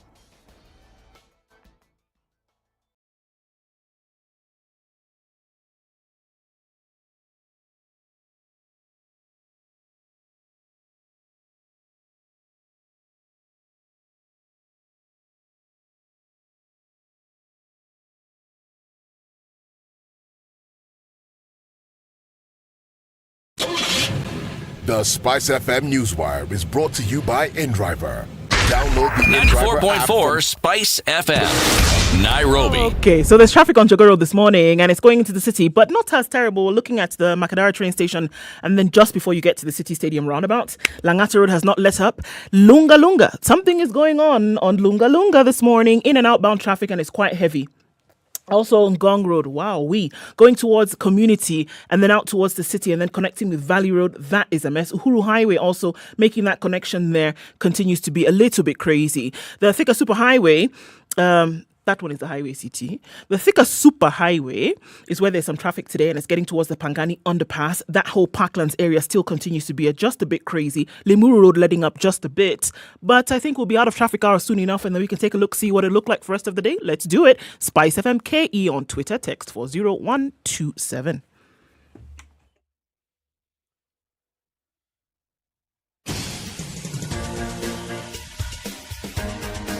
This is The Situation Room, the home of hard-hitting political commentary and penetrating insights about the state of the nation. This is a talk radio experience like no other. The Situation Room, a place for hard truths, debates, and elevated conversations. The Situation Room, witty, political, engaging, deep, controversial. In the room, we have C.T. Muga, researcher, academic, seasoned political observer, a fountain of wisdom in these politically uncertain times. Ndu Okoh, Nigerian by birth, Kenyan by choice, communications expert, Pan-Africanist, a truth seeker and believer in people power, and Eric Latiff, agent provocateur, the man in the chair, seasoned journalist, news hound, a man who believes in punching up, not down. This is The Situation Room, the only way to start 8 your after day. 9. How you doing? This is the Situation Room, getting into the final hour of the week. City has their proverb. Mwenye dada hakosi shemeji. Mwenye dada hakosi shemeji. Na mwenye shemeji hakosi dungu. Huh? Tindungu. I'm just asking. What's brother? Dugu. Kaka. Ndugu is actually sibling. Oh, okay. Yes. So Kaka is brother, Dada is sister. Yes. Got it. Okay. So brethren is like Ndungu.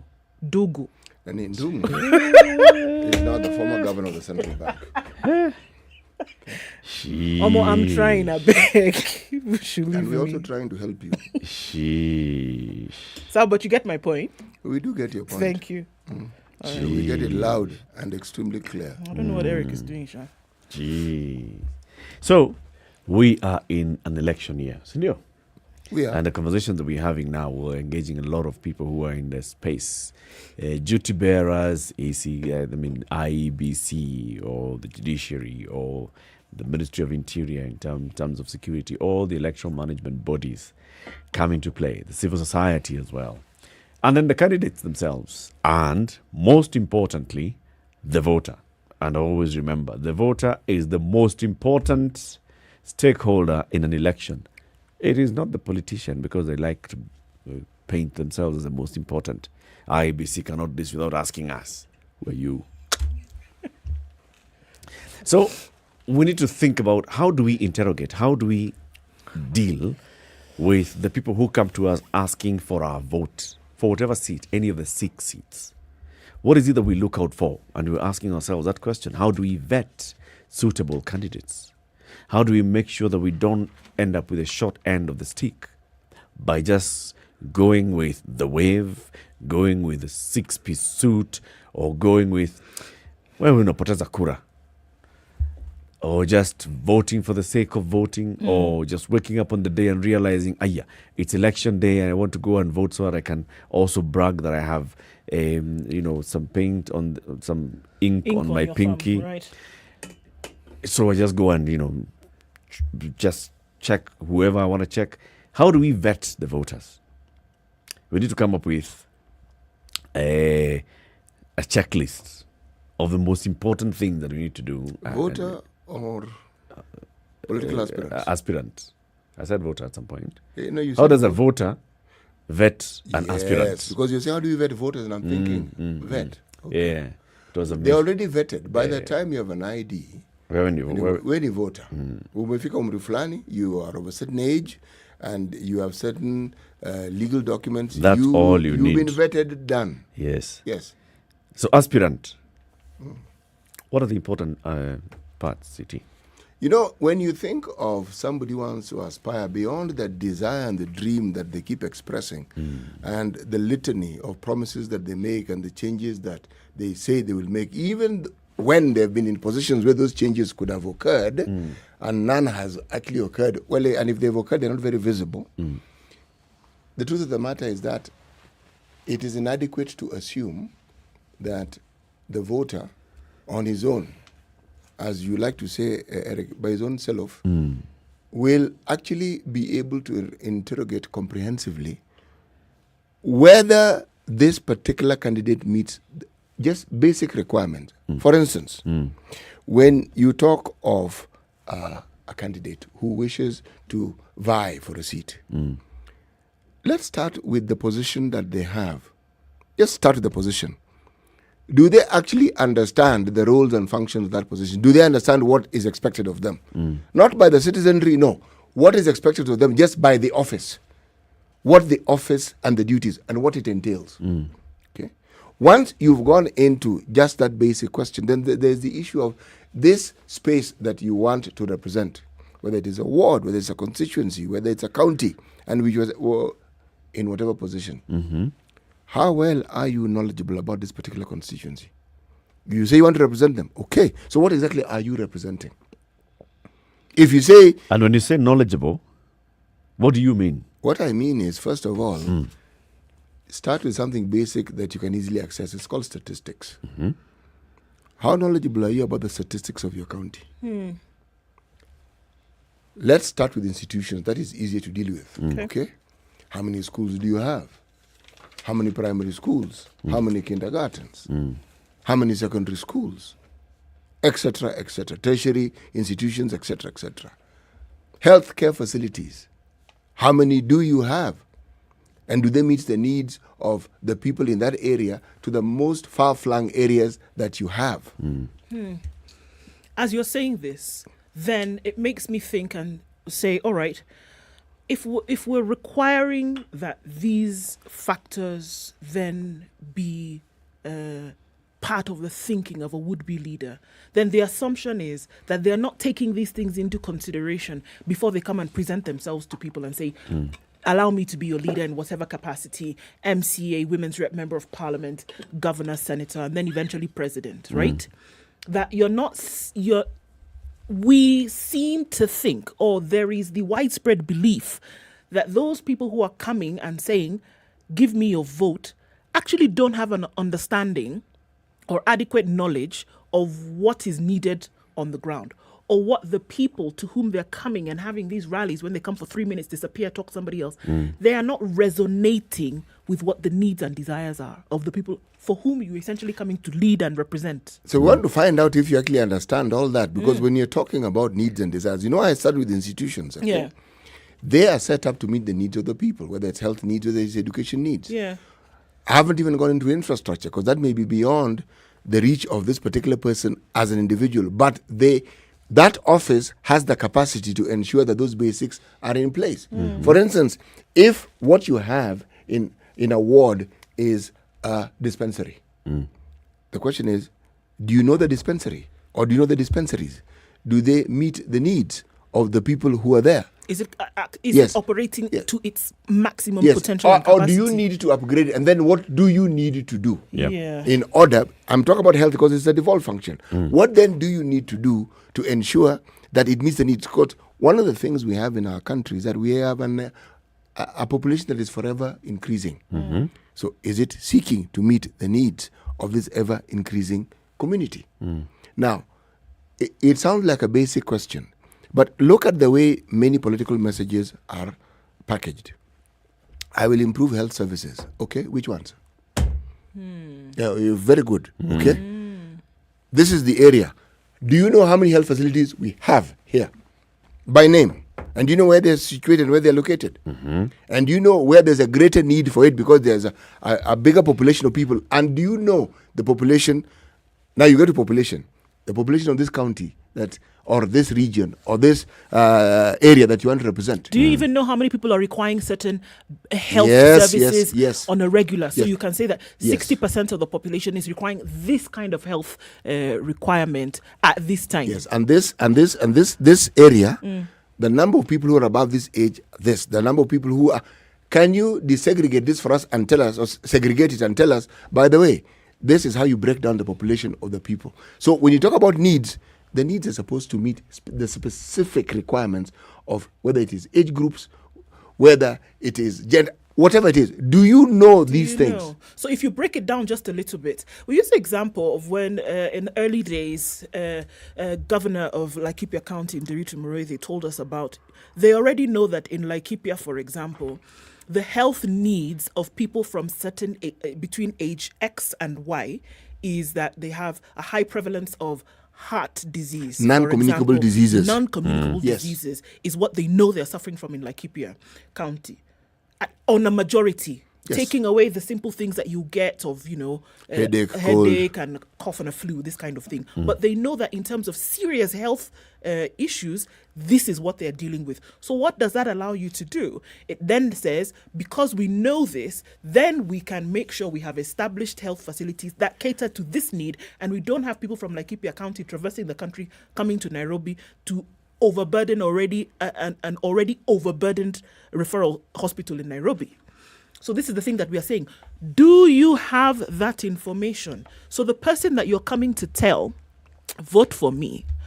Do you know, for example, that in Kwale County, they just finished one of the first ECD centers that ever existed, because young children did not have a place to go to school. They would have to travel much further to be able to access this education. Did you know? Do you know? The people that you're coming to say, give me your vote, are they aware? And you know, this is a story because when you take, should we say, the smallest unit of political leadership, the MCA, you are part of an assembly, you are part of a government. It's called a county government. And that county government has resources, it has departments, it has a budget. So, the same thing that happens at the National Assembly is the same thing that happens at this level of the county assembly. Now, you, this person who has come telling people that you want to be, yes, this is the example we're giving. You have this ward. You have these subdivisions of the ward. When you go to talk to individuals in that subdivision, do you have all the details of that particular subdivision? And do you know exactly what it is that they need? Have you had conversations with people in that community? This thing of talking to Aziz Wachakando. Have you talked to the entire complement of people in that particular place, in that division? And have you understood what it is they have told you is their need? And then have you cross-checked to determine? Because at the county, they also have a department that deals with this information. But if you don't have it, Kenya National Bureau of Statistics will have that information for you. Do you have that information? Now, if you're found wanting and you don't have that information, then the question has to be asked, so who exactly do you want to represent and what exactly are you hoping to represent? What do you want to do? And what do you want to do? What do you want to do?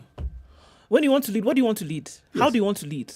What is going to fuel then? And then it even makes it a little bit more scary, because then these promises that you're making, on what information are you basing the promise? How are you going to tell somebody, I'm going to come and build roads, when you don't even know that maybe a more pressing issue is this or the other thing? Yes. Have they told you that their problem is that? They may not consider that road to be an It's issue, not even an issue and for it's them. you who's talking about the road. Yeah, they can't get up from their sick bed to be able to go because the health center, it doesn't work for them. Or it doesn't exist. So, and this is the thing, we must get to the place whereby your decisions are based on information. Now, if you're not seeking out this information, how are you making promises? So you're saying they demonstrate that you understand the demographics of the constituency that you want to represent, Indeed. whether it's a ward, whether it's an electoral constituency, whether it's a county. Also demonstrate that you've done some basic research on issue mapping. At the very least. Issues here, these are the issues, these are the issues, these are the needs.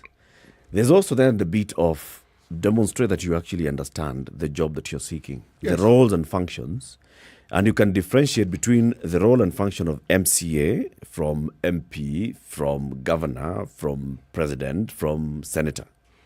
Because if you're coming to seek for a job as an MCR, and you're saying, if I become MCR, we are going to deal with national debt. And you're like, you say, please, it's okay, just stay where you are. Yeah.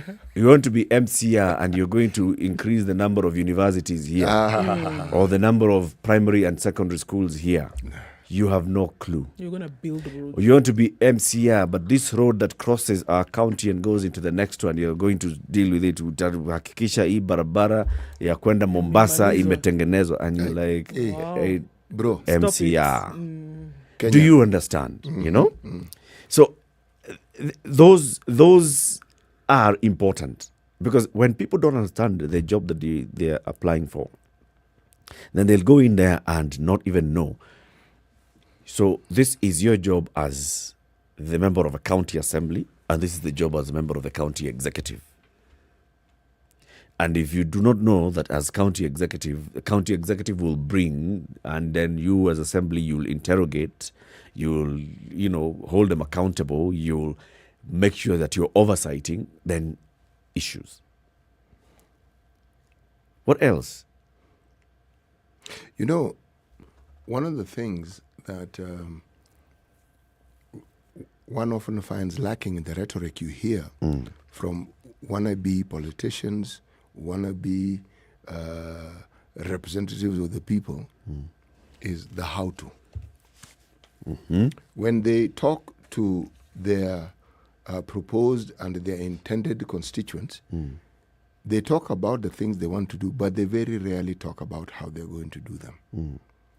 And they also rarely talk about how they're going to address certain immediate needs that they may have. Yeah. Something which within the structure of a county is actually possible. You see, if, say, for instance, you come from a place that has a lot of water, now, and you are told there's always flooding, you're also told that after the rains, not long after, you're going to have a dry spell and people will need water. Should you then not consider making sure that you have water pans? Should you not consider these, what we like to refer to as dams, where you have some sort of reservoir where water can collect? Because if you actually put up such a structure, that water will not dry up in a day or two, and it won't dry up at the same pace as water that is simply on the surface. Okay? If you want to ensure that locals also have some water that they can use for their daily needs, all counties have a ministry that deals with water, all. Why then don't you find a way of getting people to understand how they can harvest water?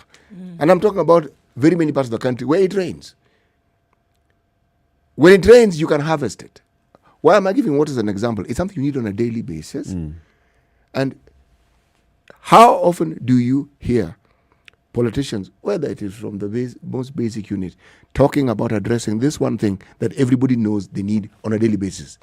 And it's a necessity which you need for life. Yeah. So now, if you cannot address how it is you can bring about change in this small area, and you want to be a leader, then you really have to ask the question, okay, now, so and so. Roho safi, as we like saying in Kenya.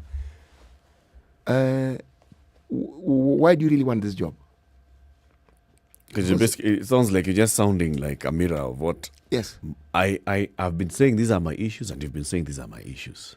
Yeah. And you've been saying you're going to solve them, but you have no roadmap on how you're going to solve them.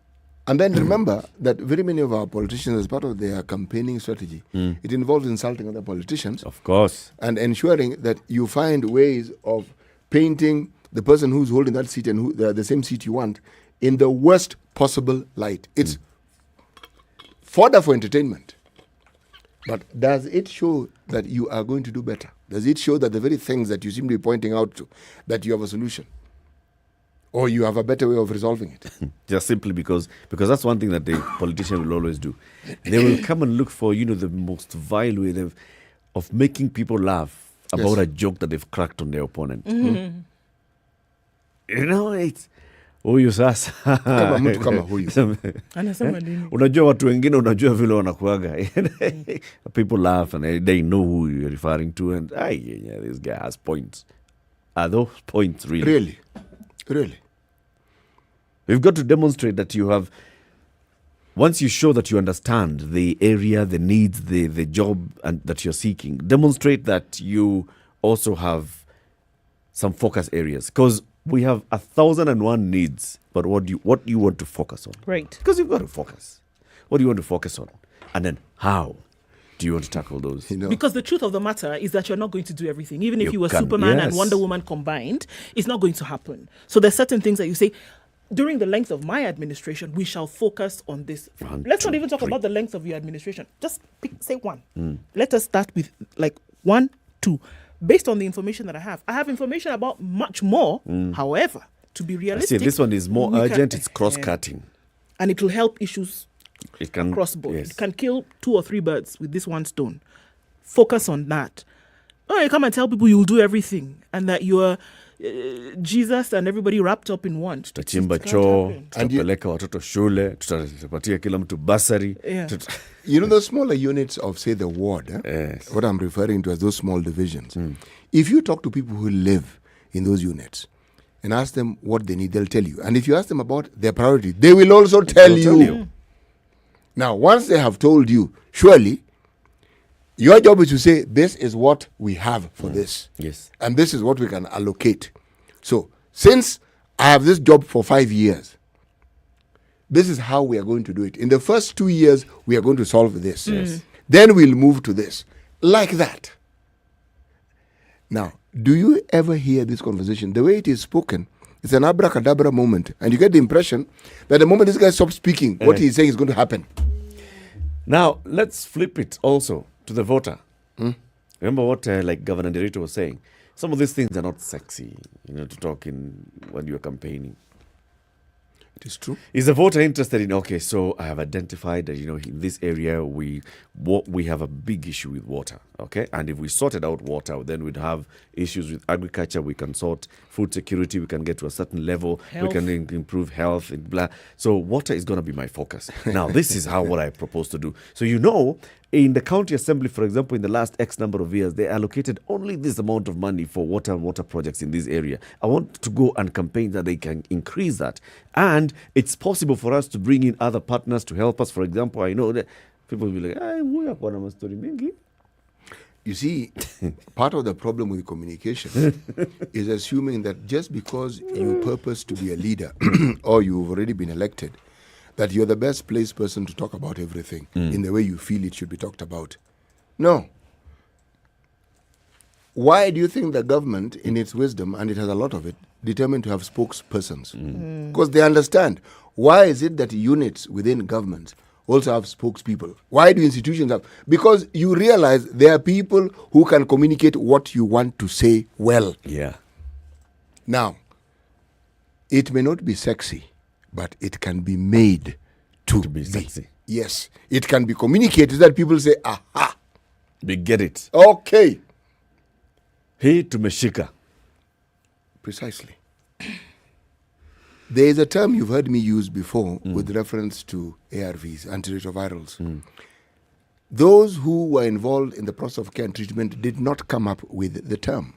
It is the users of the antiretrovirals in the communities who came up with it. Andela. You see, many languages are very clear about how you eat, what you eat, and they describe each thing in the way. For instance, it's not just munching. It's not just swallowing. The reference is to what is being swallowed or what is being eaten. Groundnuts, roasted maize, ndela. Okay? Pop it. You pop it. That's the process. Okay? The way you eat ugali.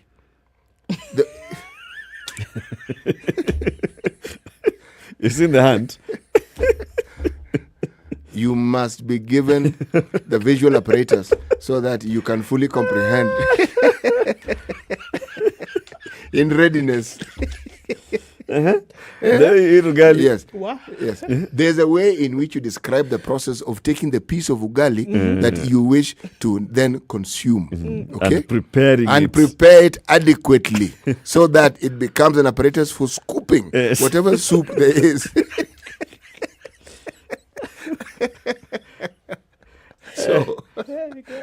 So the point I'm making here is it is the people who are on ARVs are the ones who came up with the term. Right. It helped destigmatize the process of taking ARVs so much so. Because somebody say, hey, but it's my time, let me. So it was even humorous. People then would openly talk about the drugs they're taking. They would carry it in up. You have a forum and they say, no, it's for me. Since you have water, this is my time. It takes it, pops it. And it's not an issue. It's not an issue at all.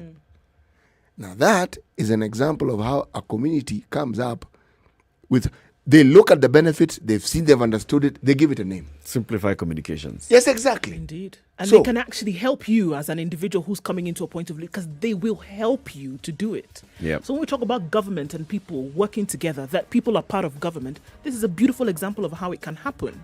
Because you've communicated something to them. And what happens with communication? People become comfortable with a concept. That's what communication is. That you've explained something and then it comes back to you. Now, it coming back to you as the person who has sent it out means that they have accepted it and they're all right with it. And hopefully what is coming back to you is what you actually disseminated. Oh, you hope. And if it's not, that's also communication. And it means that you need to change your strategy. Let's take a break. 28 to 10, Kenya's biggest conversation. We'll take your calls after this on 0719-012-600. We are talking about how we as voters ought to vet the political aspirants for whatever seats. We're talking about the various things to talk about and to look out for in the aspirants We want your contribution as well on this. Good morning.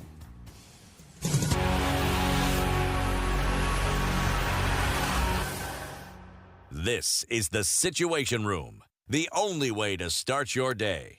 Spice up your life. Forgiveness is always conditional. Even before God, there's nothing like unconditional forgiveness. Government doesn't pay you pension until you retire. In fact, they have no money for you. The day you retire, they look for it. This country is punishing many young people. These young people are more susceptible to be deceived, to be taken advantage of, and they're more susceptible to be bought off. Let us also talk about where we want our country to go. You know, we are a population of very young people. We're in a state of capture. The judiciary is under duress. Parliament is in the pocket of the executive.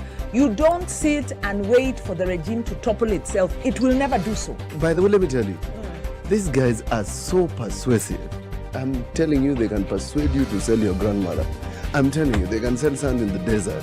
Say, has anybody on this program said to you as a guest, say, "Oh, shut up, we don't want to be told what to do"? Has you ever that kind of... Has anybody been I will not listen. bit of advice? Because you're working on the premise that we should all pay heed to these proverbs. It's a very suspect notion. This is the Situation. The weather with 22 Spice and FM. sunny in Nairobi through today. Highs of 28 and lows of 17 at 19 degrees. Nakuru is sunny. Highs of 29 and lows of 14. Nyeri, mostly sunny conditions at 17. Highs of 26 and lows of 12. It's sunny in Eldoret at 18. We'll see highs of 26 and lows of 12. Into Mombasa, it's mostly sunny at 30, getting to a warm day of 33 and lows of 25. And we're looking at sunny conditions at 29 in Malindi, highs of 31 and lows of 26. Sunny conditions at 25 in Kisumu, highs of 31 and lows of 20, while in Kakamega it's sunny at 26, highs of 32 and lows of 18. Kampala mostly sunny through today, highs of 29 and lows of 19. And we're looking at sunny conditions in Dar es Salaam at 29, highs of 33 and lows of 27. Light rain now in Johannesburg at 19, highs of 24 and lows of 16, while we're looking at sunny conditions in Lagos at 25. They'll go to high of 32 and lows of 24. In Kinshasa, it's sunny at 22. That'll be today's low, going to highs of 30. It's 2 degrees. The sun's out, however, going into Friday evening in Beijing. That'll be today's high, going down to lows of -8, -1, and cloudy in Paris, highs of 7 and lows of -1. All right. 1 degree and cloudy in London, highs of 7 and lows of 1. And New York, coming into very early Friday, it's 4 degrees. It's going to get bitingly cold to lows of -11.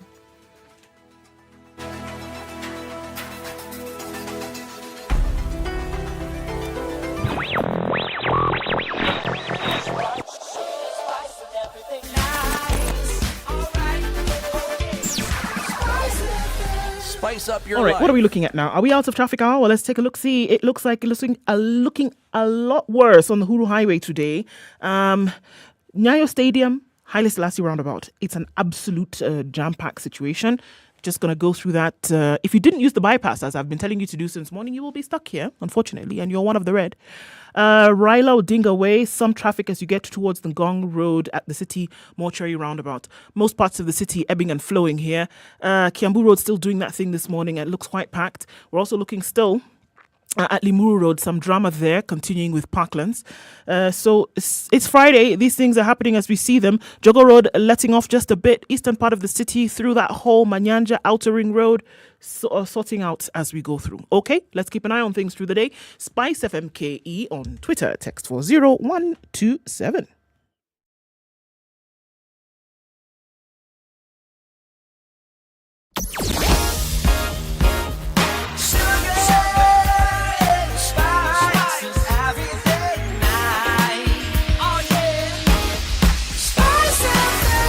Spice up your life.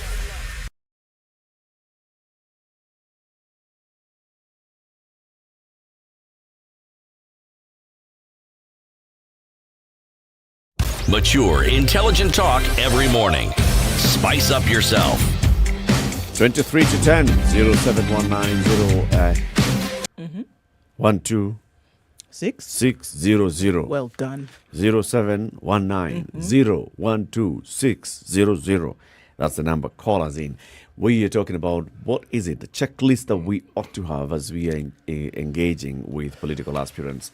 Bwana City Muga has taken as some guidelines so far. So demonstrate that you understand the area that you want to represent. Do you know the demographics, the number of registered voters in this area? Do you know the population in the area, not just the registered voters? Do you know the split in the demographics? For example, the men and women and gender. Do you understand how many communities live in this demographic, the various interest groups that are in this demographic, even persons with disabilities and such? Do you then know if it's about health facilities, you want to be an MCA, health is devolved, do you understand the number of health facilities here? Do you understand when it comes to agriculture, what is the main economic mainstay of this area? If it's agriculture, what are the crops that we produce? Where do we sell? Where are our markets? Do you understand all those things? Then do you understand the issues, the main pain points of your constituents? Can you list them in order of their priority? The voters' priority, not yours, their priority. If you demonstrate all these things, and you show that you understand the job that you're looking for, the functions and roles of this job that you're seeking, MP, governor, MCA, president, show us that you understand the job that you're asking for, and show us the focus areas. If you elect me, this is what I want to do. Don't tell us you're going to do everything. Just show us what are you going to prioritize. Then how do you hope to achieve this that you're seeking to do? 0719-012-600. Baba Frank of Kayole is back on the line. Vipi Baba Frank? Hello. Ni aje? Fiti sana, niko locked tena na tena. Kabisa. Eti unasemaje? Hivyo nimesema. So sasa we are talking about as the aspirants come to you seeking your vote, what is it that you and your neighbors should be looking out for? How do we vet those aspirants? Kwanza lazima tuangalie jamaa track record yake iko aje. Kama track record yake iko poa, si eti mtu anaenda kuchukua zile basari anakula, lazima tumpatie. Kwanza unajua lazima tumpeleleze tujue huyu ni mtu aina gani kwanza. Masomo level yake, education yake iko aje.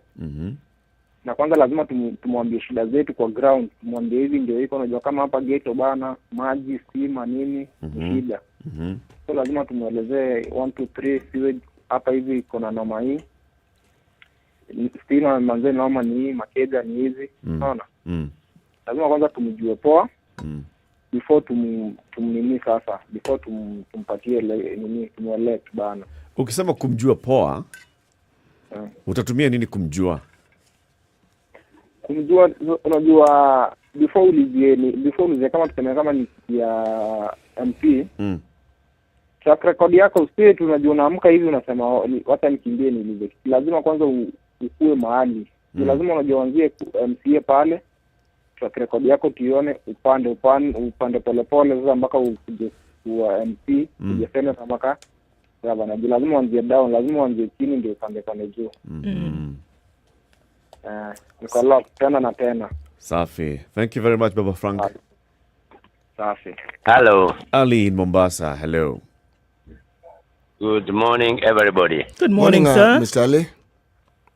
I understand the city Muga is a proverb person. Sasa mimi nataka kumwambia fumbo langu. Na kusikiza baba, endelea. Aliyelala utalala wewe. But unfortunately, I'm very proud of you the people. Kwa sababu ninyi mmechukua jukumu la civil society. Ndio mnatuelimisha vipi ile kura yetu iko na thamani kubwa sana kuliko yule muomba kura. Are you there with me? Yes, we are. Unaona? Sasa suala lako unaliuliza, natarajia nini kwa yule ambaye anataka kupigiwa kura?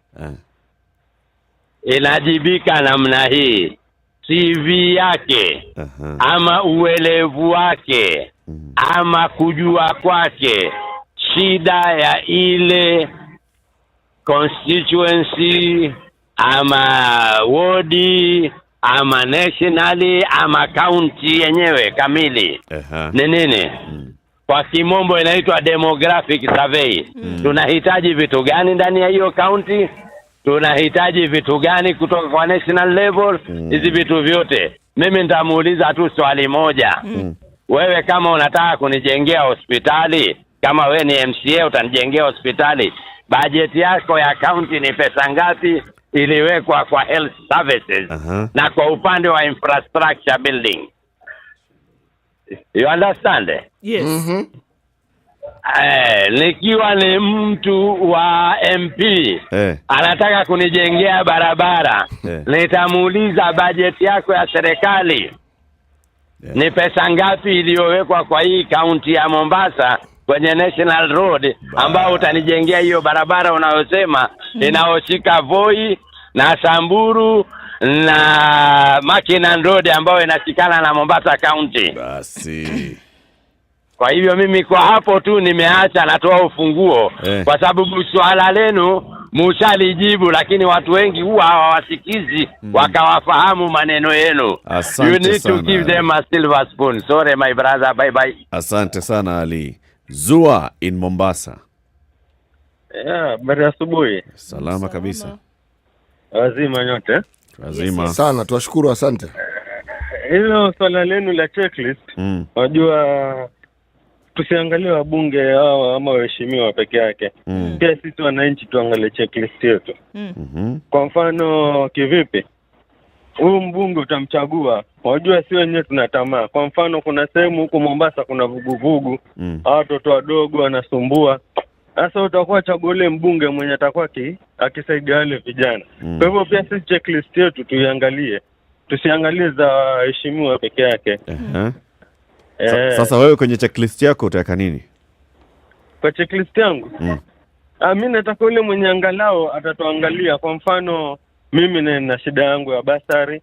Ona, na watoto nafundisha, wenye watanisaidia na ile basari kwa nje ya saa, yani ile isiwe na, kwa mfano kuna sehemu huko mtu atoa 1500 hapa 10,000. Ushanielewa? Sasa mimi kwangu mimi sitaki mtu mwenye ako na ile maadili yale. Hebu Zua nikaulize. Tuseme sasa hili swala la basari, sio? Unataka mtu ambaye atakuonyesha atakuahidi kwamba ataweza kusaidia na basari. Sasa sitaki atakayeniahidi. Wakuje candidates watatu waseme basari bwana Zua, hiyo sio shida bwana, basari tu. Utajua. Ndio nakwambia. Basari najua iko tayari nitapewa, sawa. Lakini sitaki ule mwenye ambaye ataniambia nilipe ndio nipate. Ushanielewa? Kabisa. Safi kabisa. Asante sana Zua. Alafu jambo lingine nikimalizia, mlikuwa mzungumzia mambo ya Kwale, nikasikia ati Kwale ECD center ya kwanza ndio yajengwa. Kuna ECD ambayo imejengwa. Hiyo ningependa kukanusha. Kwa sababu gani? Nimekuwa nikifanya Kwale muda mrefu sana. Na kila ward kuna ECD. So it was an example. It was an example, just like a random example. Not that that's the only one there. It's an example. It could be anywhere in the country that you did one. Not that there's only one. I mean, I would be scared to think that there's only one ECD in Kwale now. But it was an example. Yeah. So 0719-012-600, your checklist. It's interesting that looking at the side of the citizen and saying, okay, sure, I can know all these things, but then also the expectation of this leader to come and say, well, we expect that you will come to us and ask us. I think there's almost what looks like sometimes an arrogant stance that is taken by would-be leaders to come and say, I'm coming to do this. I'm coming basically into our house and I'm coming to do this, without asking the people in the house what they need. You're assuming that this is what you're going to come and serve up without having asked them what they need. But then also it takes a level of participation that I think needs to be stepped up quite considerably. To say, in as much as you're coming, hey, this is what we feel that we can do together. Oftentimes we ask ourselves here, And we say, in terms of the participation in governance and leadership, why don't we hear the voice of people more? And I think that's it. I think that's it right there. Because most times, the invitation is not extended, neither is it accepted. That we have people operating, apart from each other, as opposed to saying, you know what, you are the one that we pick to represent us, but you should have an understanding of where we are coming from. If you don't, we do ourselves a huge disservice and injustice by selecting you. And I think that has happened too often. That people who have no understanding and no intimate knowledge of the how-tos in particular areas have been selected and put in positions of leadership. Too often. You've held 3 church harambes. Good. We are very happy. Yes, then you can We be are the very guy. good. You even started a school, as in you started the building of the school. That is a very good thing. You also helped raise funds to take a few people who didn't have the means to go to a secondary school. Excellent. Or to hospital in India. The point is, if you understood the functions of government, even that county government, they have bursaries. At the constituency level, there are bursaries. Do you even understand the application processes that students must go through to be able to get those basic? All you need is the knowledge. Nobody asks you to take out money from your pocket. No. But you'll achieve the same desired results. You're just tapping money that already exists and which sometimes is not utilized fully. When you graduate the discussion that we're having with that checklist, there is now knowledge of how a county system works. That one comes towards the end. This county, this is assembly. Okay. What are the things you can do and what are the things you can't do? And what can a county do? What is a county responsible for?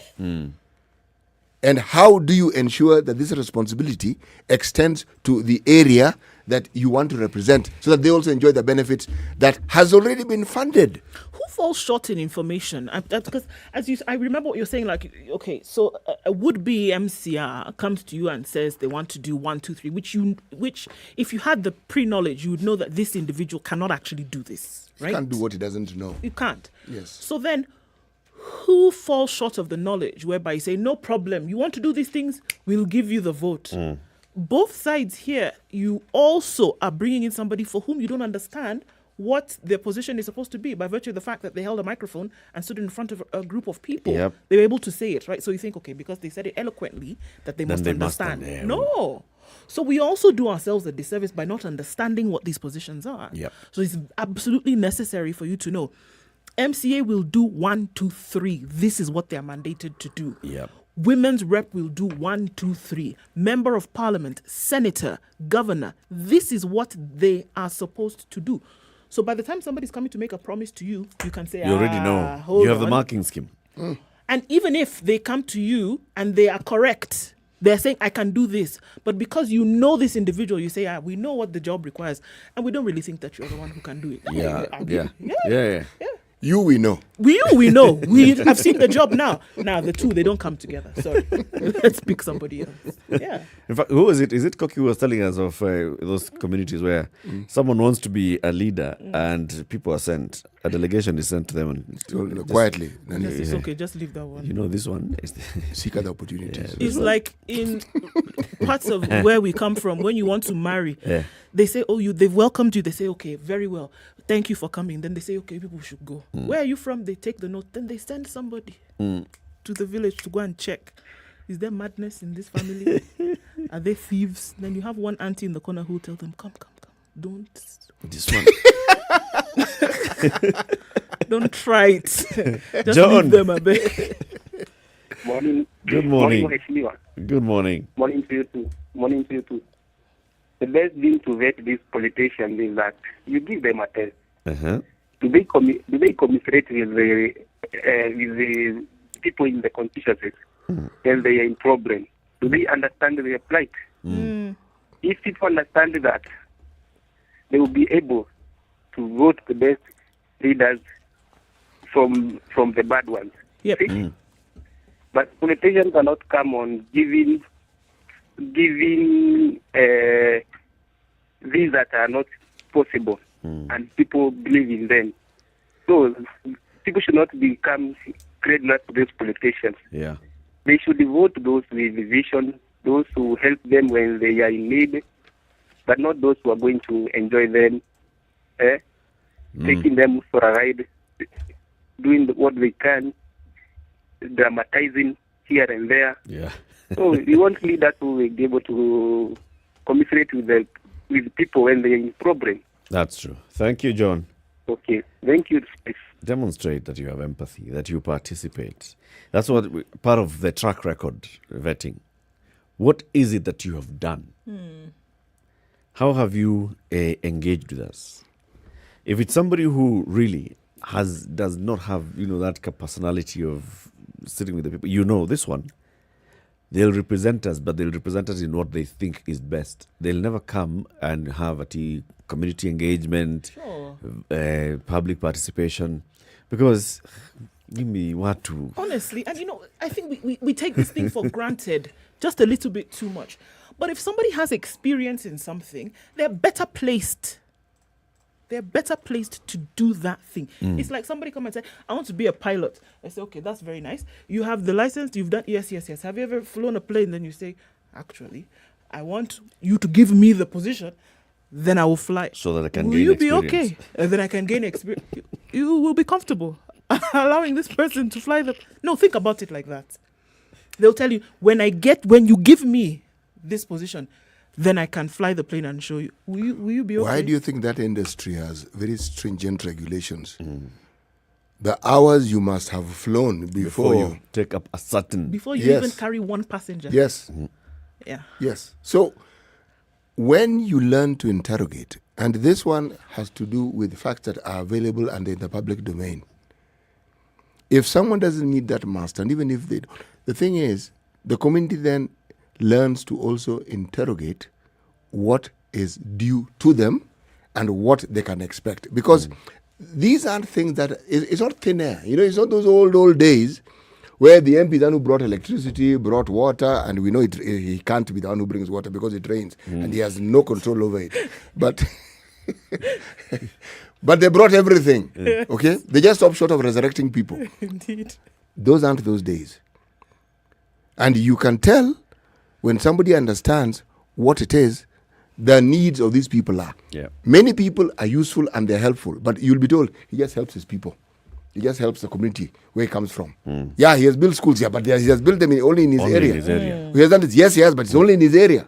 So, again, when someone comes and does not seem to understand fundamentals about even the area that particular segment of their community that they want to represent, then really they ought to be asked quietly to seek other engagements. Yes. Tafuta kitu ingine boss. Yes. Tumekuelewa lakini.